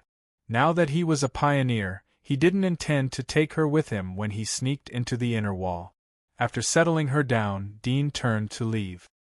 His mind was focused again. The power of the witch family can be stimulated by the virus. I don't know if the people of the witch family know about this. What is the structure of the virus? I really want to see the state of its movement in the human body. He came to the side hall to clean and bandage the wound on his chest. Fortunately, he often helped Aisha to groom her body. Although her tooth sockets secrete viruses, her nails were not as toxic as those of ordinary undeads. Most of the undeads lived outside the giant wall. In addition to viruses, there were also various monster hairs in their nails. There were also countless bacteria breeding in the cracks of their skin. But Aisha's fingers were as clean as a jade onion. Her scratches were not infected. In the evening, Dean went to the inner wall alone after he had recovered from his injuries. He flew to the giant wall and immediately saw that the number of troops stationed on the wall had increased a lot. Among them, there were 7 or 8 heat source figures that were relatively vigorous. They were all limited state experts. In addition, there was also a pioneer-level heat source figure. He knew that the inner wall had alerted the outer wall. He flew to the outside of the giant wall. He crossed the giant wall and landed in the inner wall after he entered the range of the inner wall. He followed the map of the inner wall and rushed towards one of the isolated cities. On the way, Dean found that in the originally uninhabited wilderness, from time to time he could see wandering undeads, some of which were fighting with the monsters in the wilderness. Apart from that, he also saw a few wanderers in the wilderness. Their clothes were of good quality, but they were tattered. It was obvious that they were refugees in dire straits. He didn't help them but bypassed them and rushed to his target city. Half an hour later, he came to the front of a city. He saw a large number of soldiers stationed on the fortress. The air was filled with a strong smell of blood. Unlike the fortresses he had seen before, this fortress seemed to have been occupied by the army. There was no shadow of the undeads. The air was still filled with the smell of burning corpses. Dean easily crossed the defense of the army and climbed over the other wall into the city. He saw the streets were full of blood, but there were no corpses. At first glance, it was clear that these corpses had been cleaned up. These corpses were piled up for a long time, so it was inevitable that they would spread plague and diseases in the air. He walked along the street and slowly released his perception. He didn't see any survivors on the road, but occasionally he saw some remaining undeads from some houses. It didn't take long for Dean to meet an army that was cleaning up the undeads in the city. There were not many people, only 10. All of them were limited state experts. They killed the undeads as if they were chopping melons and vegetables. He looked at them from a distance. He felt that it was similar to hunters hunting the undeads outside the giant wall. Some people were responsible for attracting the undeads with blood and sound. Some people were responsible for killing the undead. Often the speed of the undeads couldn't catch up with the speed of killing. If it was the old era, I would have driven a tank into the city and swept it. Dean couldn't help but have such thoughts in his mind. He didn't walk away. This time he didn't come to the inner wall to find the worm, but more importantly, to destroy it. He slowly groped his way closer. He heard the 10 people laughing and chatting while killing the undead. They didn't regard the surrounding area as a disaster zone. Such an open and above-board slaughter, it feels so King good. Killing the undeads is so cool. It's much better than killing the monsters, haha. After cleaning up this area, let's take a break. I brought beer. You kid are smart, don't be too careless. Be careful to attract the high-level undead. Several people were chatting with each other, but their hands didn't stop. The undeads were attracted by the smell of blood from an animal's corpse. They quickly fell to the ground, and the corpses were piled up everywhere. All of their heads were destroyed. Dean looked around and saw that there was no one else. His eyes flashed and he suddenly made a move. Whoosh! He was like a sharp arrow in the night, jumping to the nearest strong man. The strong man was waving a knife to cut the undeads. He didn't have time to react when Dean attacked him from behind. Dean's sickle arm cut off his neck. His mouth was still laughing, and then his head fell to the ground and rolled a few times. Another slender woman in military uniform was killing the undeads with her back to the strong man. She heard the laughter and stopped. She turned and smiled. Why is it? She didn't finish her words. She saw the headless body of the strong man stiffen in place. Blood gushed from the neck. At the same time, a strange face appeared in front of her. It was only a few feet away. Her smile froze and she stared blankly. Before she could react, Dean threw his arm and pierced her heart in the chest. Then he continued to rush to another person. A person standing on a high place quickly noticed the change below and exclaimed, "Enemy attack!" What? The others turned their heads and were shocked. Chapter 741. The others widened their eyes. Recognizing that Dean was a pioneer, they immediately scattered and fled. Whoosh! One of them pulled out the chimney, and a long rainbow shot into the sky with a sharp whistling sound. It was a signal flare. Dean calmly chased after them one by one. A few minutes later, the battle was over. None of the 10 people escaped. Dean didn't stop. He covered his smell, turned around, and flew in another direction. About 10 minutes after he left, a figure came straight from the distance. With the help of the moonlight, he saw the 10 dead bodies on the ground. His face was pale, and his eyes flashed with cold light. He looked around to confirm that the murderer was not hiding in the surroundings. He jumped down from the building and landed in front of a body. He reached out and checked the wound. At the same time, Dean ran all the way to the Monster Research Institute along the route on the map. He met some wandering undeads along the way, but he directly threw them off. Half an hour later, he appeared outside the Monster Research Institute. The Monster Research Institute of this city was also built in a remote place, surrounded by 2 hills. There were poisonous snakes and insects in the forest. He crossed the woods and stood on the top of the hill. His eyes penetrated the building built on the ground. He saw more than 10 patrolling figures, all of whom were high-level limitless. The number was 2 more than the Monster Research Institute he had looted before. His eyes flashed slightly, and he stared at the underground base. Inside the base, there were light, ordinary heat sources wandering, and they were busy with their own things. There was nothing unusual. He lurked on the hill and watched quietly. Half an hour later, Everything in the underground base of the Institute was as usual.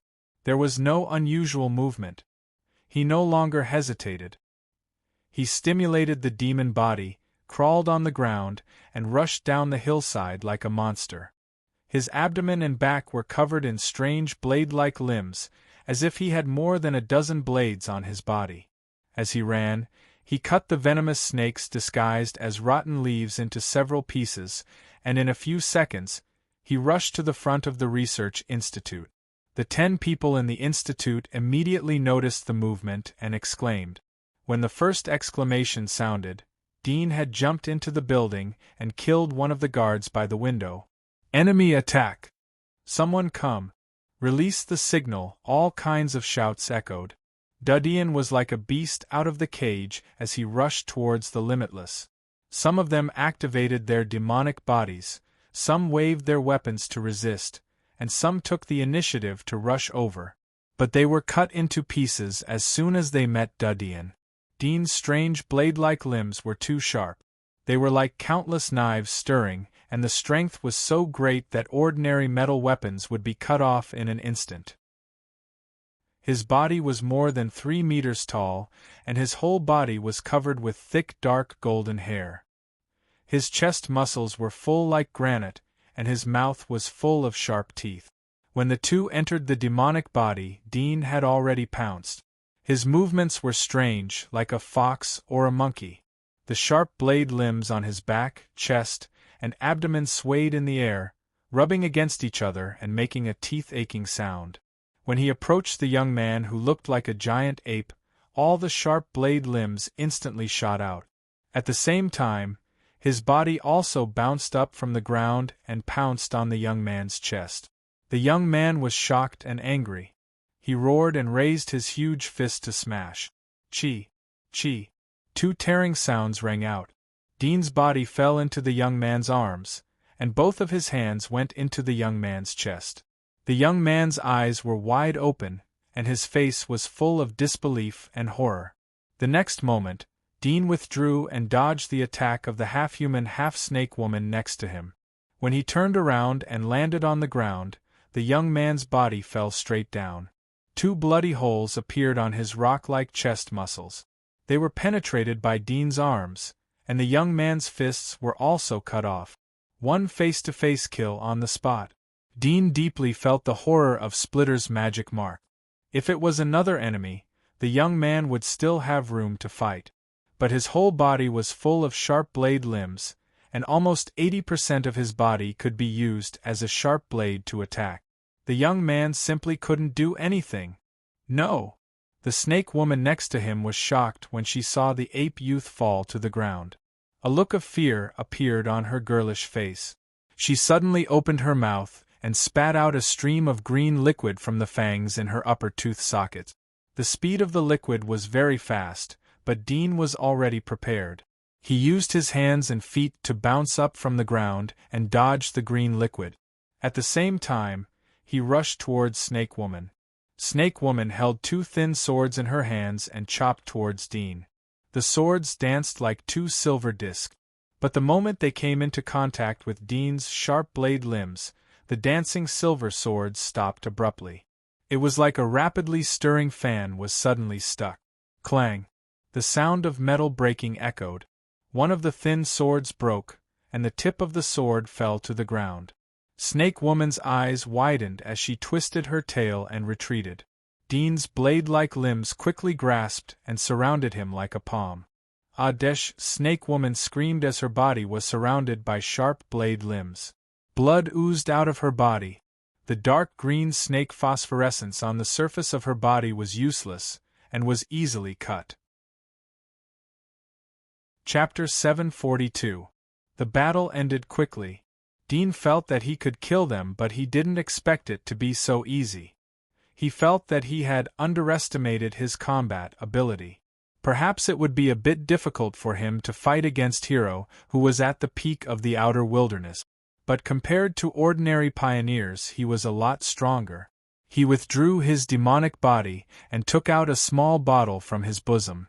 He came in front of the giant ape youth and poured a few drops of water from the small bottle onto the bloody hole in his chest.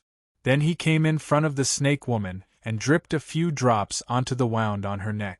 Although he didn't know if it was too late, but if he was successful he would be able to create 2 more pioneers' corpses. He had to push the chaos in the inner wall to the extreme in order to give himself space to grow. After doing this, he turned around and rushed into the underground base. Although the battle here was short, the people in the base had been alarmed. At this moment, they were rushing out of the various laboratories in a panic, and the alarm was ringing incessantly on every floor. He sped along the way, killing all the researchers who tried to stop him. A few minutes later, he was in a laboratory on the 8th floor of the underground base. He looked at the white-bearded old man and the young female assistant in front of him. He was able to recognize the identity of the doctor from the Monster Research Institute. He said to the old man, "Hand over the god's marrow and the god's worm." The young female assistant shivered in fear. Her face turned pale as she shrank behind the white-bearded old man.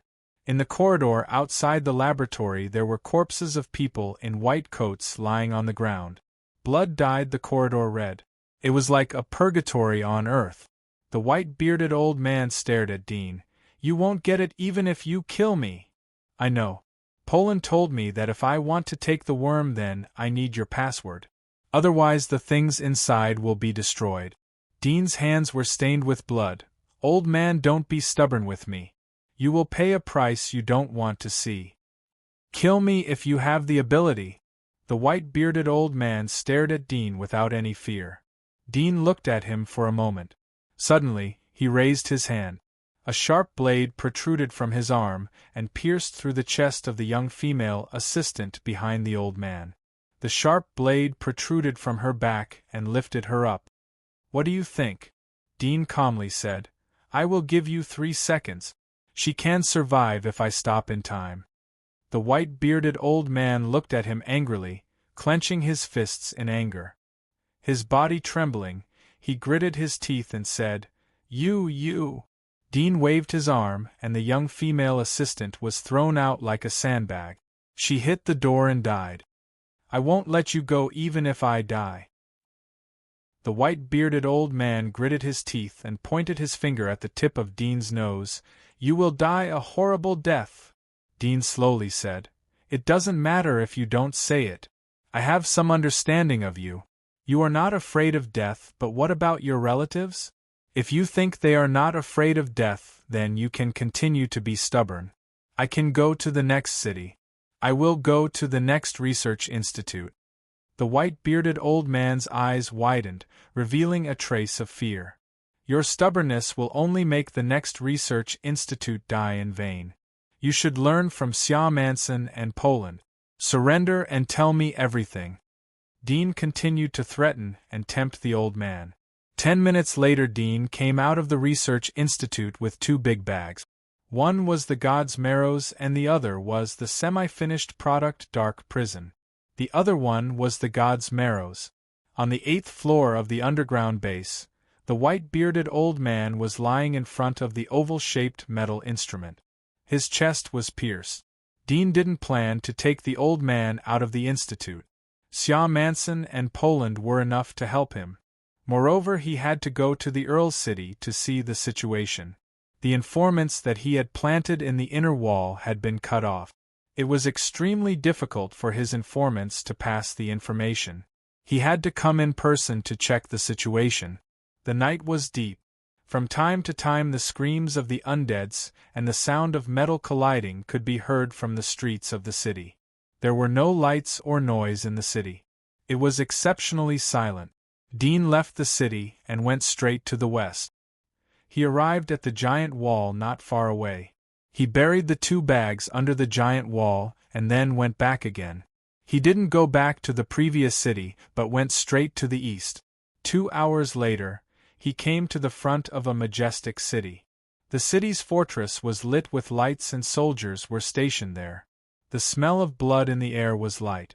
It was almost impossible to smell it. Compared to other cities, this place was calm. It seemed that the undeads had never attacked this place. However, Dean saw some corpses on the road outside the city. There were arrows nailed to their heads. They had been dead for a long time. Dean looked up for a moment. He moved to the side of the fortress and quietly climbed over the wall. It was a piece of cake for a pioneer to sneak into the city. As soon as he entered the city, Dean was surprised by the situation inside. It was very lively.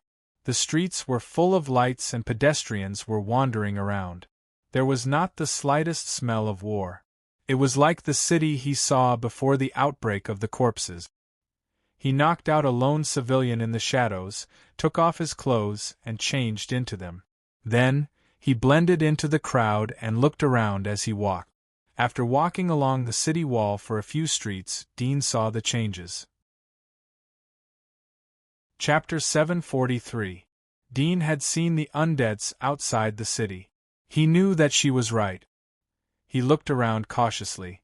Isn't there a rumor that the corpse plague was jointly created by the monastery and the military? Will it be more dangerous for us to stay here? The gorgeous woman was startled and hurriedly covered Dean's mouth. She glared at him and looked around. Seeing that no one was paying attention, she slowly let go of Dean's hand, but her eyes were full of warning. Don't talk nonsense. Do you want my shop to be smashed by talking about these things here? It's life-threatening. I have no other choice. Dean said apologetically. No wonder he didn't hear anyone talking about this matter in the tavern. The news that he had spread in the Earl's city seemed to have disappeared. It turned out that the news was blocked. It was no wonder that the rumors not only stopped at the wise but also the strong. The gorgeous woman didn't look at Dean. Considering that Dean had spent a lot of money, she whispered, "Don't talk about this outside. Once it is leaked, be careful of the dark prison. Even if the news is true, we have no way to go. We can only stay here. The corpse plague is everywhere outside the city. We will die if we go out. Can we spend money to hire a strong person to protect us?" Dean immediately asked. The gorgeous woman shook her head. "Don't think about it. As you said, who will take a burden out of the city when it is life-threatening? Unless you have tens of thousands of gold. But if you really have so much money, I advise you to stay here. If you are afraid of death, you can use this money to bribe the military. Maybe you can get shelter. Give it to a stranger to lead the way out of the city. In the blink of an eye, they will rob you and throw your corpse in the wilderness. That would be a death of injustice." Dean saw that she was not bad. He nodded slightly. "Thank you. Have another cup. It's my treat." Treat? The gorgeous woman didn't expect Dean to be so generous. Her face suddenly showed a charming smile. "Thank you, little brother." Dean drank 2 mouthfuls and got up. He took out a dozen banknotes from his back and handed them to her. "Is this enough?" "Of course it's enough. There is more." The gorgeous woman immediately took out money from the drawer behind the counter and gave it to Dean. Dean took the money but didn't put it in his pocket. He turned around and walked away. When he passed by a strong man who was drinking, his arm shook slightly and the banknote in his hand disappeared. He stuffed the banknote into the man's pocket. This was his money, so he naturally had to return the money. It seems that the effect of the undercover agents spreading rumors here is not ideal. Dean walked out of the pub and strolled along the street. It seems that the chaos in the Earl's city is basically impossible. If this trend continues, then we can send troops to clean up the other cities. In less than half a month, all the cities will be cleaned up and restored to vitality. The civilians and nobles of the inner wall were happy to see such a situation. But he didn't want to see it. He needed to save time to keep the inner wall in chaos. It seems that I have to prepare another method. His eyes flickered slightly, and he walked around the outer walls of the city to observe the defensive forces in various places. He found that most of them were guarded by hunters. There was a limitless one stationed at every few hundred meters, and there was a pioneer stationed at each of the 4 main city gates in the east, south, west, and north. He could easily break through the defensive strength of the city by himself.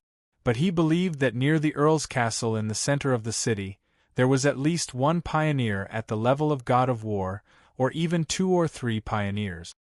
He did not intend to get close, so he quietly climbed over a weak city wall and left. He did not follow his previous plan to destroy the city. These defenders were just hunters, so it was useless to kill more of them. Moreover, he knew that it would be difficult to delay the restoration of the inner wall even if he created 1 or 2 pioneers' corpses. He left quickly under the cover of the night. 2 hours later, he arrived at the bottom of the giant wall where the god's marrow was hidden. He looked at Black Prison's bag and saw that Black Prison was obediently staying in the glass jar.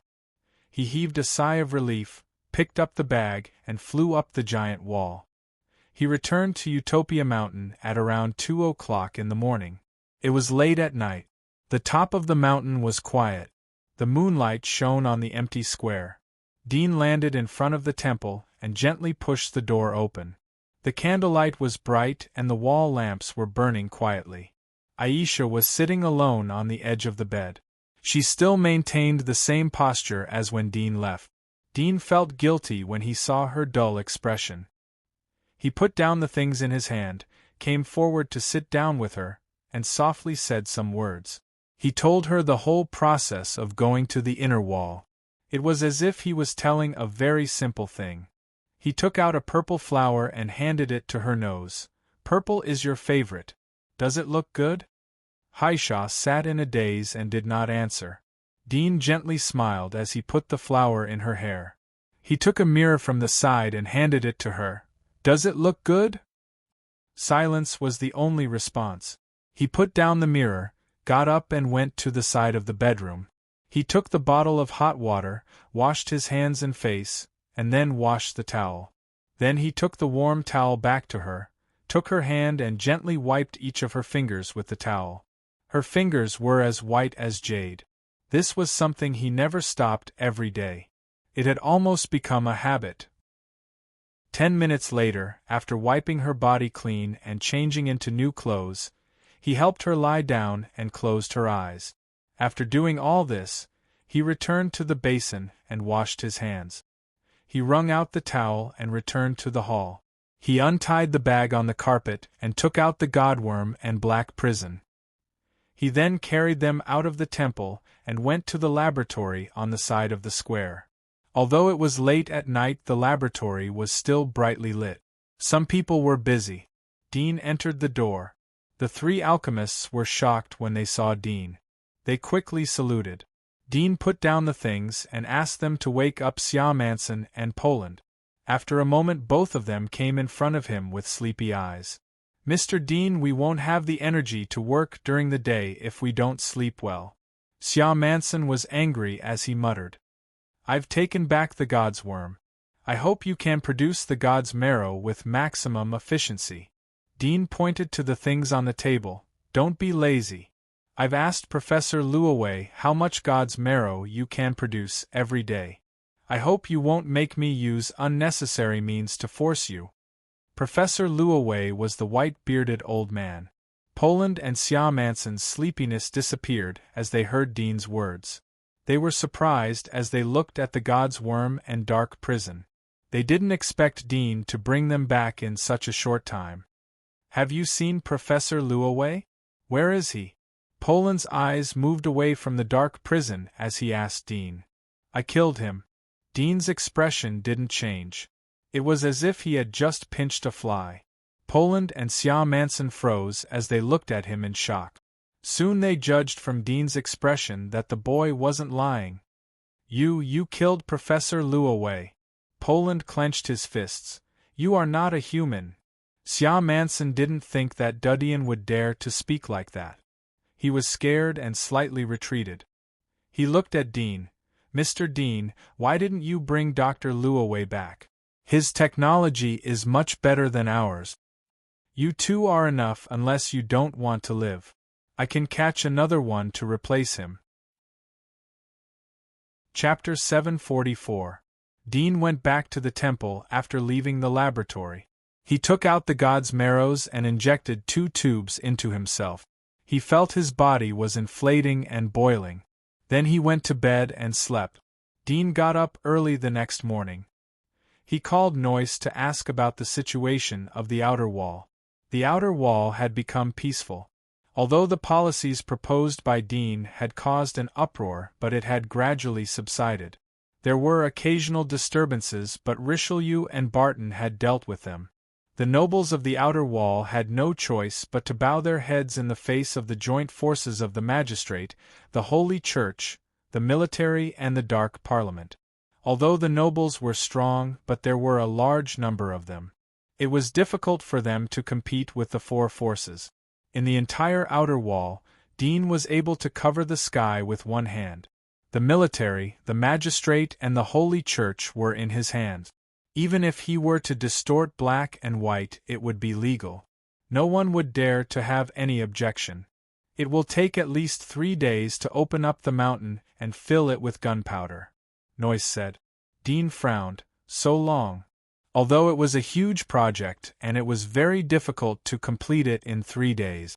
But don't forget that he had countless labor and money in his hands. He could drive countless civilians to do things for him. The wall builders have investigated. The rock structure inside the mountain is special. It will be difficult to open it. Noyce lowered his head. Dean slightly frowned. 3 days was a bit slow for him. Although it was estimated that the inner wall would recover in half a month, but it didn't mean that the inner wall wouldn't send troops to attack the outer wall. After all, the last time Haley attacked the inner wall with many pioneers, it was bound to cause an uproar. It was enough to make the higher-ups of the inner wall pay attention to it. Send people to the Parliament to select some hunters who are good at opening up the rock and have similar magic marks to help. Dean said after a little thought. I know, Master. Noyce nodded, but there was a trace of worry in his eyes. He saw that Dean was mobilizing all the troop. It meant that the crisis was imminent. How is the Potioneers' camp doing? Is there anything useful? Dudian asked as he didn't wait for him to leave. Noyce paused for a moment. Ever since the establishment of the Potioneering Battalion, we have been researching all kinds of medicines. We have made great breakthroughs in the field of healing medicines. If a war breaks out in the future, what about poisons? Dean interrupted him and asked immediately. Poison? Noyce was startled. The research on poison is relatively slow. Considering that we will be fighting with the inner wall, the pharmacist camp should focus on the treatment aspect, Dean sighed in his heart. Hundreds of miles away from this wall, the outline of the human city could be clearly seen, but the flames of war resounded everywhere. Everywhere was filled with smoke, and the city walls were in ruins.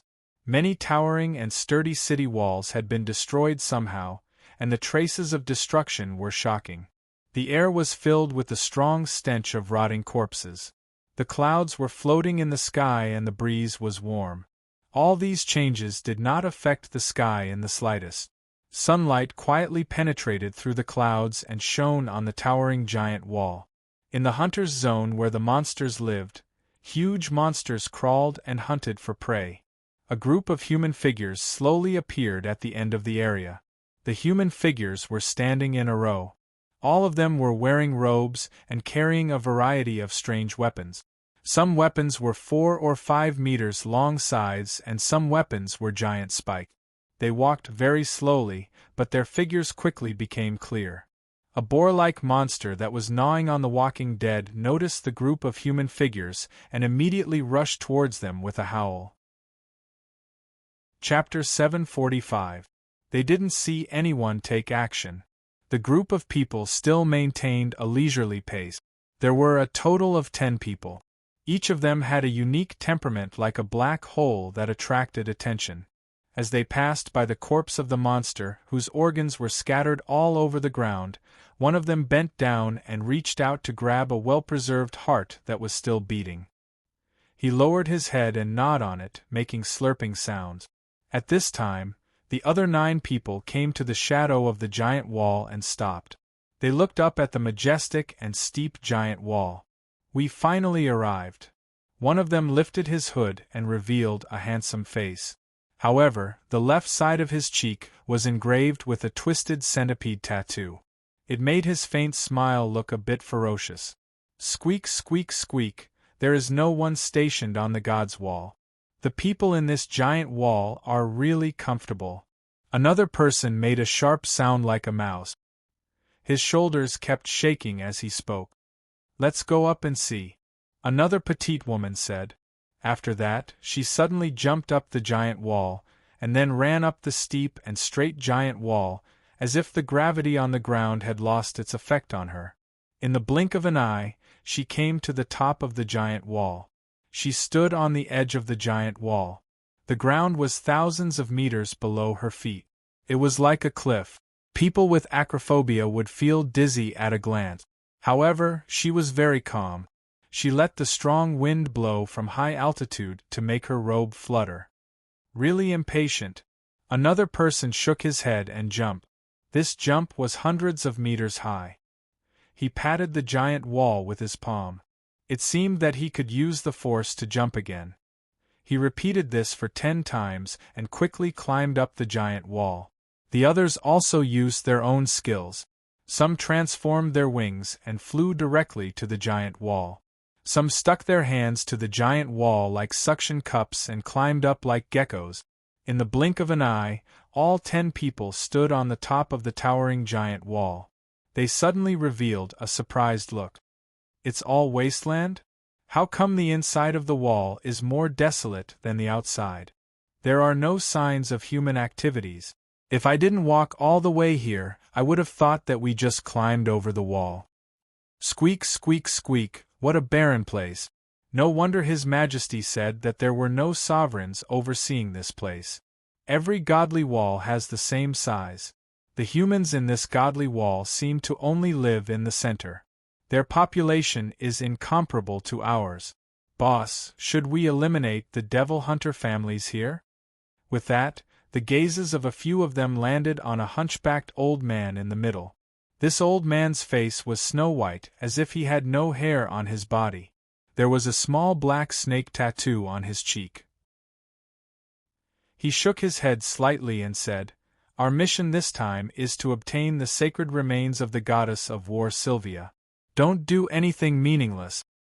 But His Highness said that if necessary, we can weaken the power of this place so that we can use it to subdue it in the future, said the person who had asked earlier. Big bro, there's no sovereign overseeing this place. Who would dare to fight us? Why don't we sweep this place clean? Who knows, we might be able to obtain some treasures. I agree. The old man glanced at them, sighed, and said, "Since your hands are itchy, go ahead. But first, let's get down to business." With his permission, these people's eyes flashed with bloodlust. They were so excited that they wanted to jump off the godly walls and start the slaughter. "Old 7, you stay here," the old man said to a short youth on his left. "Don't let anything happen to you. Otherwise, we'll be trapped here forever, unable to go back. Big bro, you're too careful. With the 10 of us, even if there's a sovereign overseeing this place, he'll still die under our blades. Besides, there's no sovereign overseeing this place," said a tall and sturdy man heroically. "Don't be careless." The old man frowned. Even though there's no sovereign, the devil hunter families should have peak inner desolate level experts. They can compare to you guys. Hearing this, the tall and sturdy man licked his lip. He didn't say anything else, but his eyes revealed his desire for battle. "Old 7, wait for us here. If anything happens, don't fight," said the old man to the short youth. "Little 7 understands. Big bro, be careful. I'll wait for you here." The short youth nodded.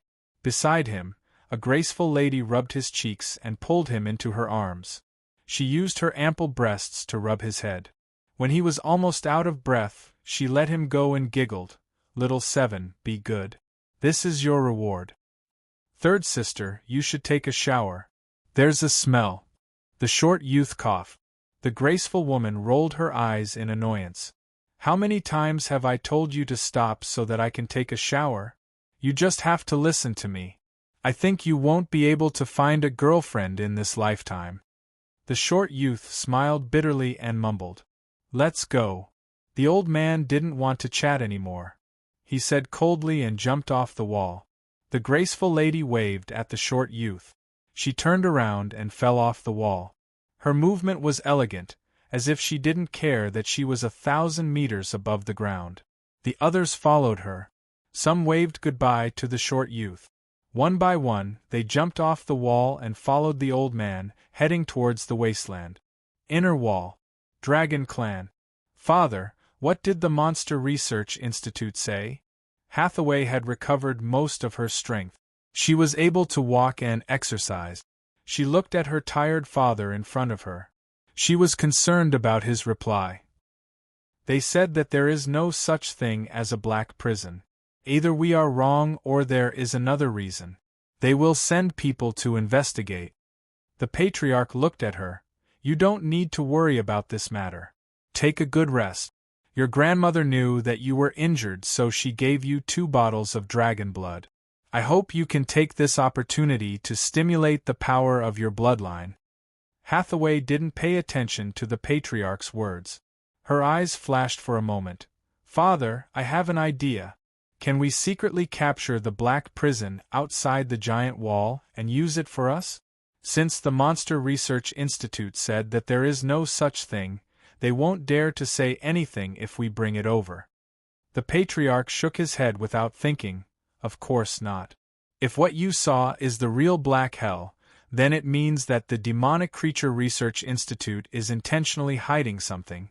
If that black hell doesn't even know about the Demonic Creature Research Institute, then its origin is even stranger.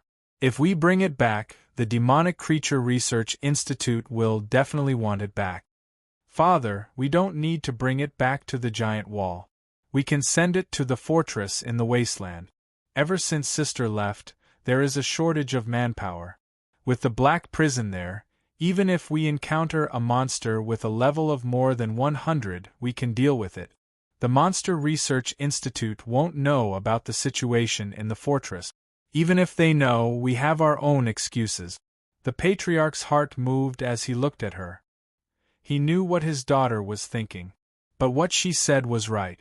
The Monster Research Institute wouldn't be able to control it if it was sent to the fortress. I will think about it. In any case, let's find the black prison first. I have sent people to look for it several times, but they couldn't find it. Hathaway knew that he was tempted by the patriarch's words. She secretly sneered. Father, you should send more masters in tracking. I will go and find it myself. The patriarch looked at her for a moment and nodded. All right. Hathaway immediately got up and said, There is no time to lose. I will go now. Your injury hasn't healed. It doesn't matter. I'm fine. With that, Hathaway turned around and left the hall. The patriarch looked at her back and sighed softly. Patriarch, the coordinates that His Highness gave you should be wrong. A middle-aged butler whispered. Chapter 746. How is the selection this time? Temple on Utopia Mountain. Dean was drawing the blueprint of the giant Mercury crossbow while asking Noyce about the matter. Master, according to your instructions, we have selected the top 50 assassins on the list. The military and the Parliament have also sent 20 masters who are good at lurking. They can sneak into the inner wall at any time and form a new intelligence network. Noyce stood at the bottom of the stairs and said in a sincere manner. Dean nodded slightly. He turned his finger and drew the last stroke. He put down the pen. Are you ready? They are on standby. All right. Dean nodded. Tell them to go to the inner wall immediately and use the new route to sneak in. Also prepare 3 portions of high-level undead powder for them every day. Tell them to be careful on the road. I have prepared it for them. Go. Noyce cupped his hands and left the temple. Half an hour later, he arrived at a church-like hall outside Mount Wutu. There were 70 figures with different temperaments standing in the hall. Although there were a lot of people, the hall was very quiet, and there was only silence. Noyce stood on the steps and looked at everyone. Have you memorized the mission? Yes. Everyone replied in unison. Noyce was satisfied.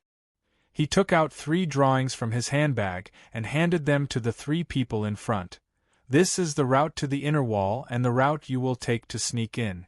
The chairman has ordered us to set off immediately. The 3 of them took the drawings and nodded. With the 3 of them in the lead, everyone left through the back door in an orderly manner. In the blink of an eye, the hall that held 70 people was emptied. Noyce looked at their backs and sighed. I hope you can come back alive. 70 people left the lobby and went along the street. They were wearing the Holy Church's medals. Passers-by didn't dare to block their way. They went all the way out of the town and came to the bottom of the giant wall. There were 10 people stationed there. They were looking at 2 iron chains that were hanging down from the giant wall. 70 people came to the top of the giant wall.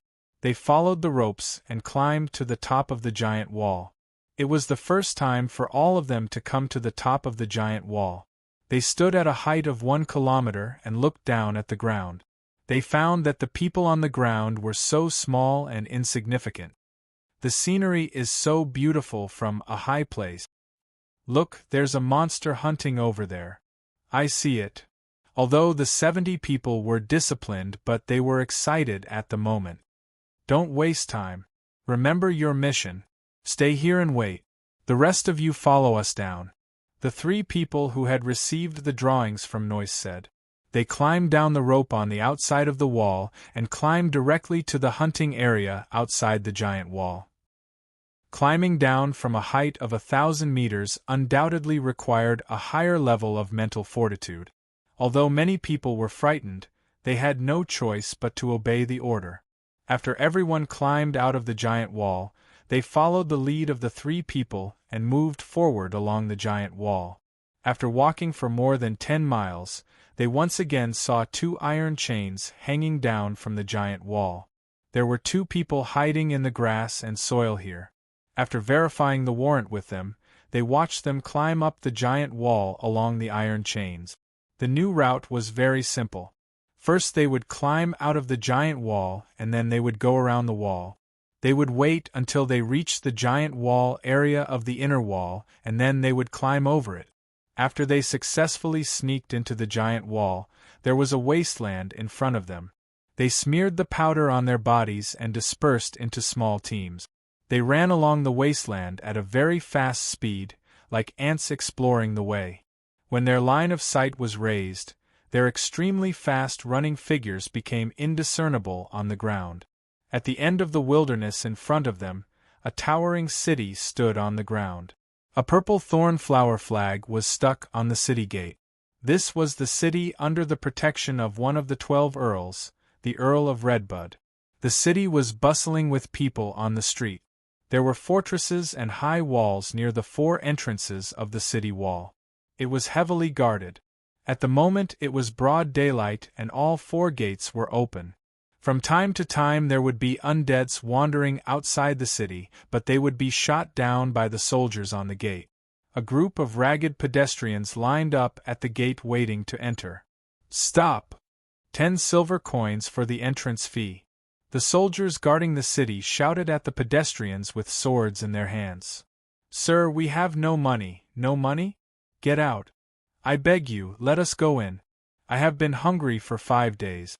I beg you, get out. Don't touch me with your dirty hands or I will cut off your hands. The soldiers guarding the city roughly picked up a few dusty refugees from the group and threw them to the side. They pointed their swords at them, causing them to tremble in fear. Someone at the back couldn't stand it and shouted, "Didn't it cost 10 copper coins to enter the city in the past? Why does it cost 10 silver coins now? How can there be such a high entrance fee? I will report you to the magistrate." Report? You go.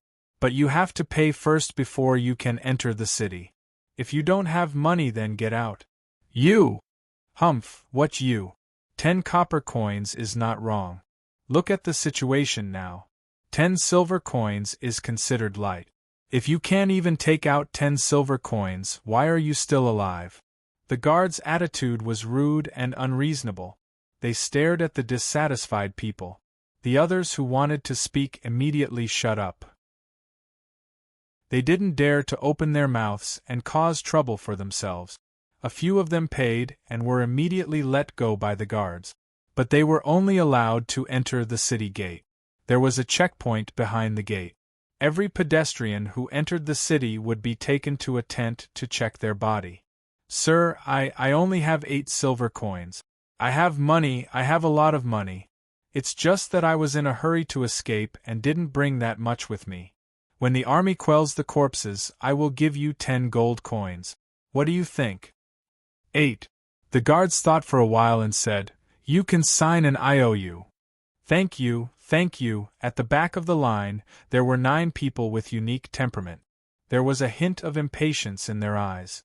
"Big brother, I didn't think that the God Wall is not only barren but also so chaotic. I really don't know how the Wall Lord manages it. It's simply funny. I think we should directly go in. They can't even deal with a small corpse. I really don't know what kind of people are raised here. I don't know. This is the first time I know that corpses can break out inside the giant wall. I really don't know what is the use of the God Wall. You guys keep your voice down. It's our turn." Soon, it was the turn of the 9 people. The guards looked at the hunchbacked old man in the lead and saw a 3-meter-long saber on his back. The arrogant look in their eyes softened a little and they said, 10 silver coins to enter the city." The crooked old man didn't say a word. He took out a golden bill from his bosom and handed it to the guard. "This is the entrance fee for the 9 of us. Keep the change." When the guard saw this, his eyes lit up and he immediately put it away. He said with a smile, "Please." 9 people immediately entered the city. The old man handed out another 2 golden bills. "Let me enter the city." The inspecting officer immediately understood. With a smile on his face, he waived the strip inspection and allowed the 9 of them to enter the city. Fortunately, old 9 killed the officer on the way. Otherwise we wouldn't have money to enter the city.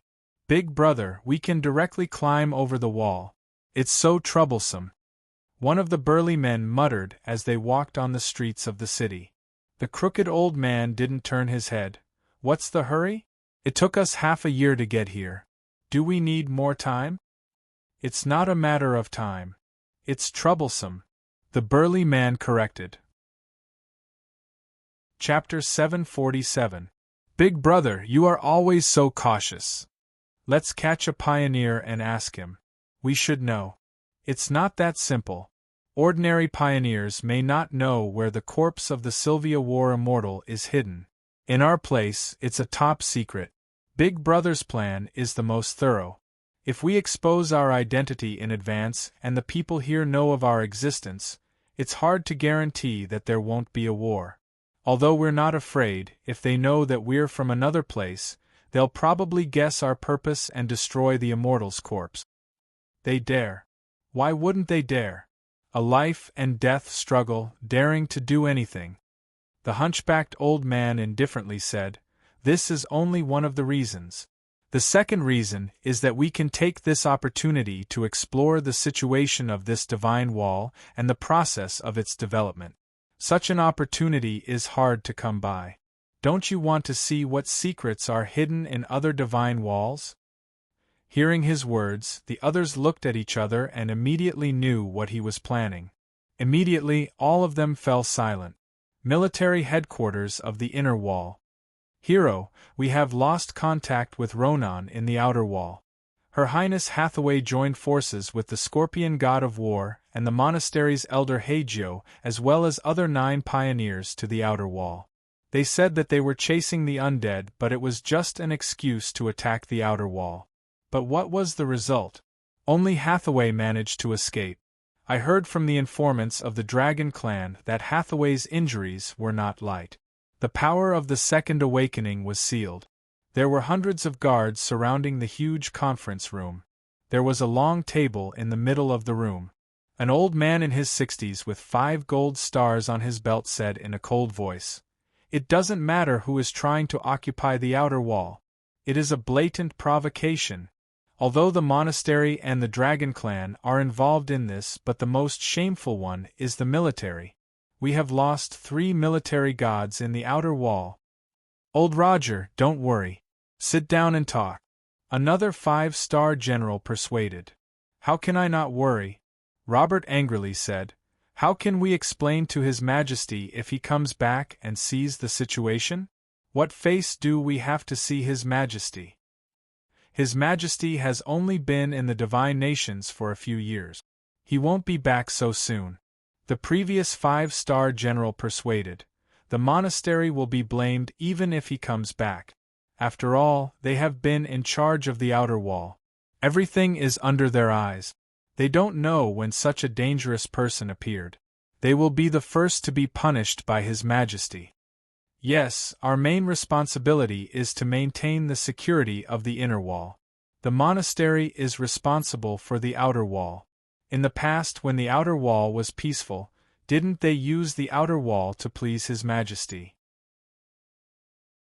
The most important thing is to pacify the corpses as soon as possible.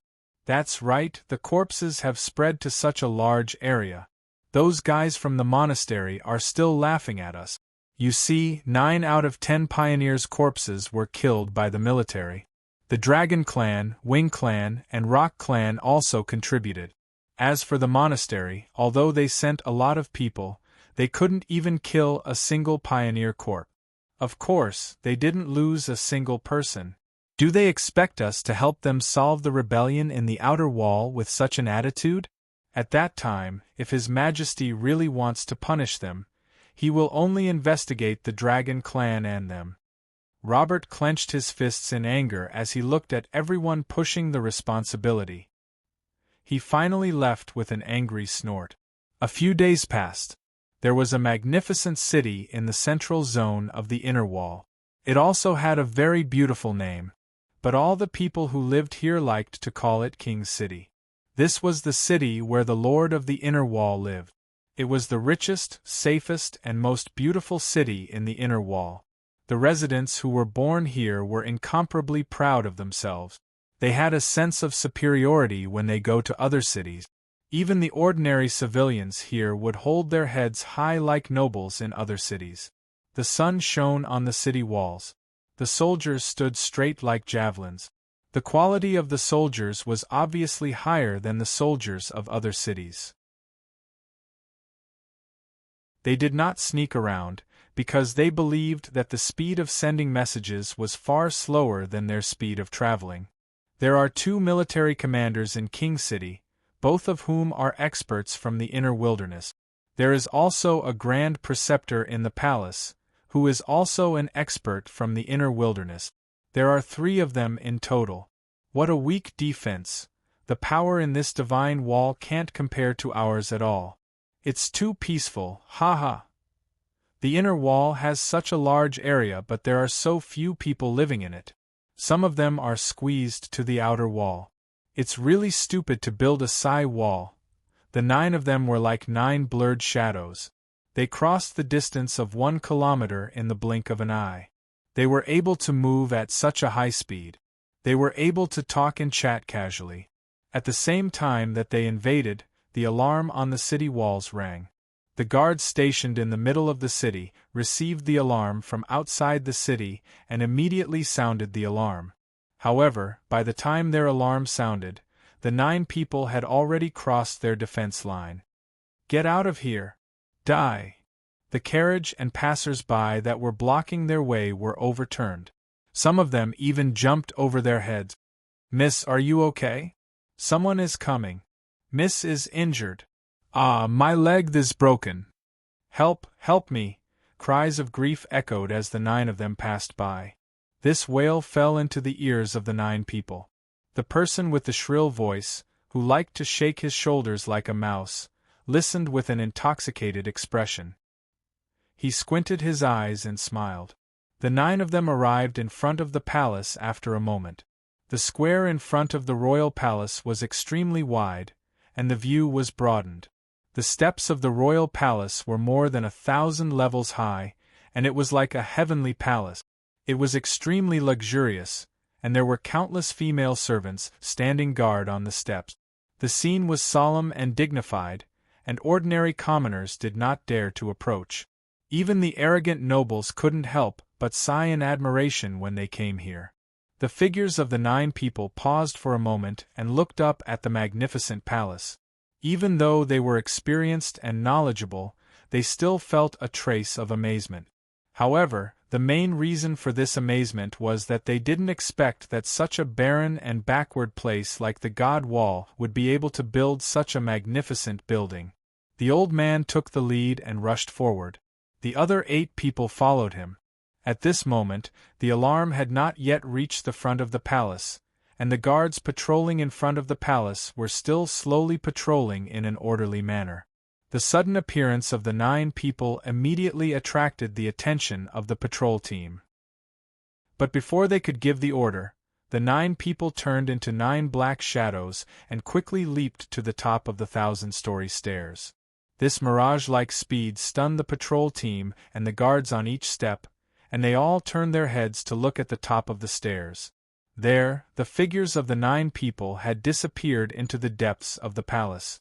At 3:00 direction, 800 meters away, there is an inner desolate master. The graceful 3rd sister immediately pointed out the target. The old man's eyes flashed with killing intent. He didn't say anything and rushed in the direction pointed by the 3rd sister. His speed suddenly increased and the distance between him and the 8 people increased rapidly. In front of him, the golden rubble of the palace was smashed open like a piece of paper. He broke through the wall and rushed all the way into the palace. The palace's main hall was extremely luxurious and spacious. Behind the main hall was a courtyard. At the moment, a middle-aged man was sitting next to a pond in the courtyard. He was talking to a lady wearing a strange official's robe. Huh! The middle-aged man's eyebrows suddenly twitched. His complexion changed.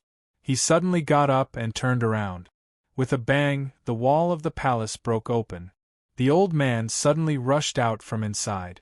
At this moment, he didn't look old at all. Instead, he was like a lion out of its cage, arrogant and domineering. "Who is it?" The lady saw the newcomer and her complexion changed. She stood up and shouted. The middle-aged man's pupils shrank. Black mucus flowed out of his clothes and covered his whole body. He had entered the demonic state. His demonic body was extremely ferocious and terrifying. His entire body was covered with sharp blades, as if he was a creature made up of countless scythes and swords. Sharp whisker-like blades grew out of his cheeks and other parts of his face like daggers. Other than his eyes, almost every part of his body was covered with blades. If Dean saw this scene, he would immediately recognize that it was the magic marks of the splitter. Chapter 749. The middle-aged man was shocked when he heard the old man's words. Although the magic mark of the splitter was a rare legendary magic mark, but it wasn't the first time that it had appeared in history. The feeling that the old man gave him was extremely dangerous. He was absolutely a master of the inner wilderness, or even stronger. There was no reason for such a person to not recognize the magic mark of the splitter.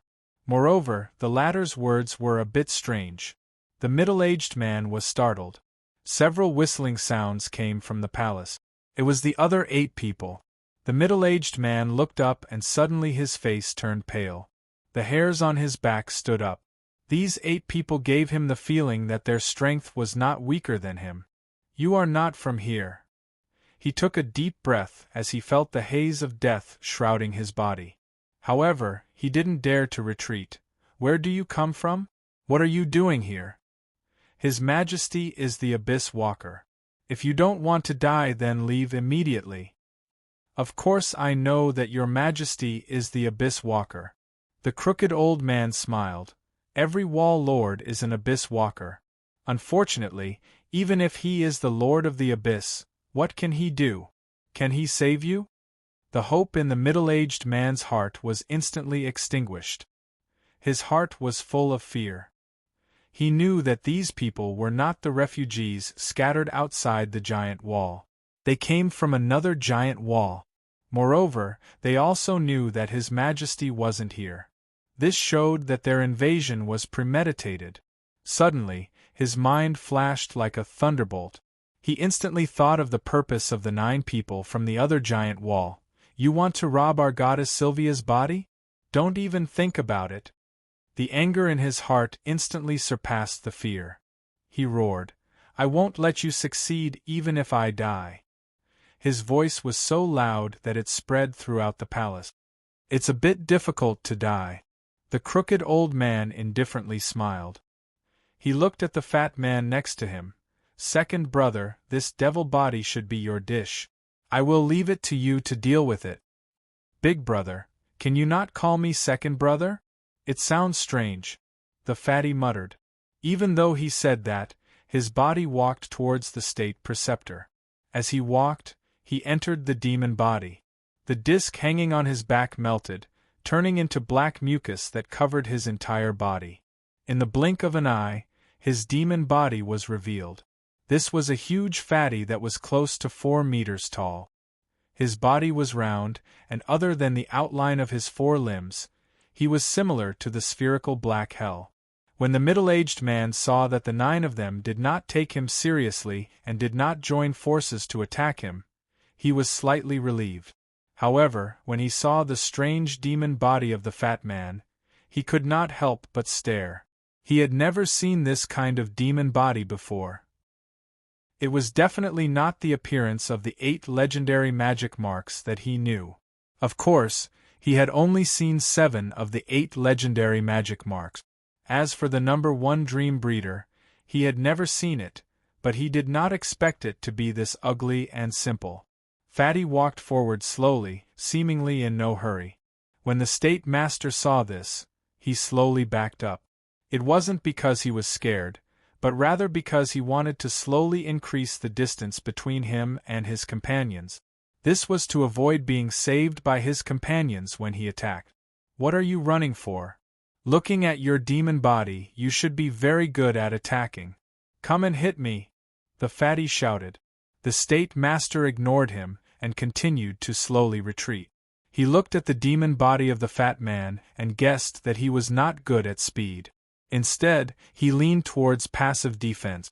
The fatty saw him continue to retreat and was a little impatient. Didn't you just say that you wouldn't let us succeed even if you died? Why are you so scared now? Really, since you are not attacking, I will. The state master stared at him, not daring to relax. The fatty moved as soon as he said he would. His body suddenly shot towards the state master with incomparably fast speed. The state master's pupils shrank. He did not expect such a large body to be so fast. However, he was already prepared and instantly counterattacked. The sharp blades on his body moved like a peacock spreading its tail. Each blade rubbed against each other, giving off a metallic texture. He pounced towards the fatty, and the sharp blades shot into his body like countless swords before spinning. His movements were swift, and the sharp blades on his body shook rapidly, creating terrifying destruction. The fatty's body was cut hundreds of times in an instant, but not a single drop of blood flowed out.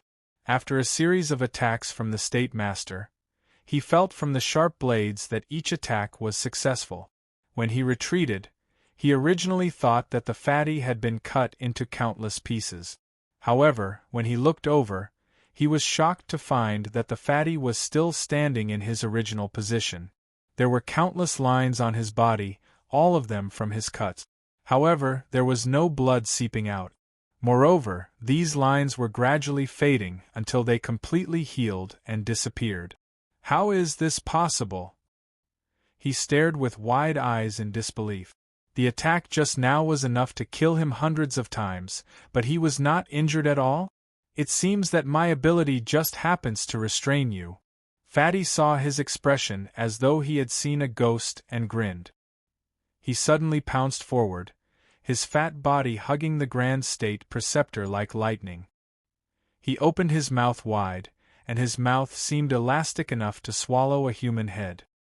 He directly sucked the grand state preceptor's head into his mouth, and then his body slowly hugged the grand state preceptor. The state master's body seemed to sink into a swamp. He struggled with all his might, but the effect was weak. Very quickly, the fatty's body became twice as fat, but there were sharp blades sticking out from every part of his body. It was as if he was covered in spikes. He patted his belly and grinned. "This guy is a bit hard to digest. I think it will take some time." It seems that the top experts in this god wall are only too weak. The graceful third sister shook her head. "It's not that he is weak, it's that second brother's ability is too special, perfectly restraining his attack type." Another handsome youth with long hair said, "That kind of demon body, one look and you can tell how terrifying it is. If it was us, we might not be able to beat him in a one-on-one fight. His attack power is too strong." Little 3, look at the place where the war goddess's body was buried. There should be explorers around. The hunchbacked elder said coldly. The graceful girl could not help but mumble, "Big brother, can you not call me that? How many times have I told you?" "That's right." The fatty immediately agreed. "Mine too, you have to change it. Less bullshit, move faster." The hunchbacked elder frowned. The graceful girl slightly pouted, but she still spread out her perception net. After a while, her face was a bit surprised. She looked down and said, "Below there are 5 experts. 4 of them are explorers, the other one's strength I can't sense. Wait, there are 2 more things, are they demons?" "Demons? Why would demons be here? Are they the ones they tamed?" "I didn't expect these people to have such methods, to be able to tame demons. How strong are they?" You're tuning in to the Phoenix Knights YouTube channel. Don't forget to subscribe and join us on this journey to catch the most captivating stories.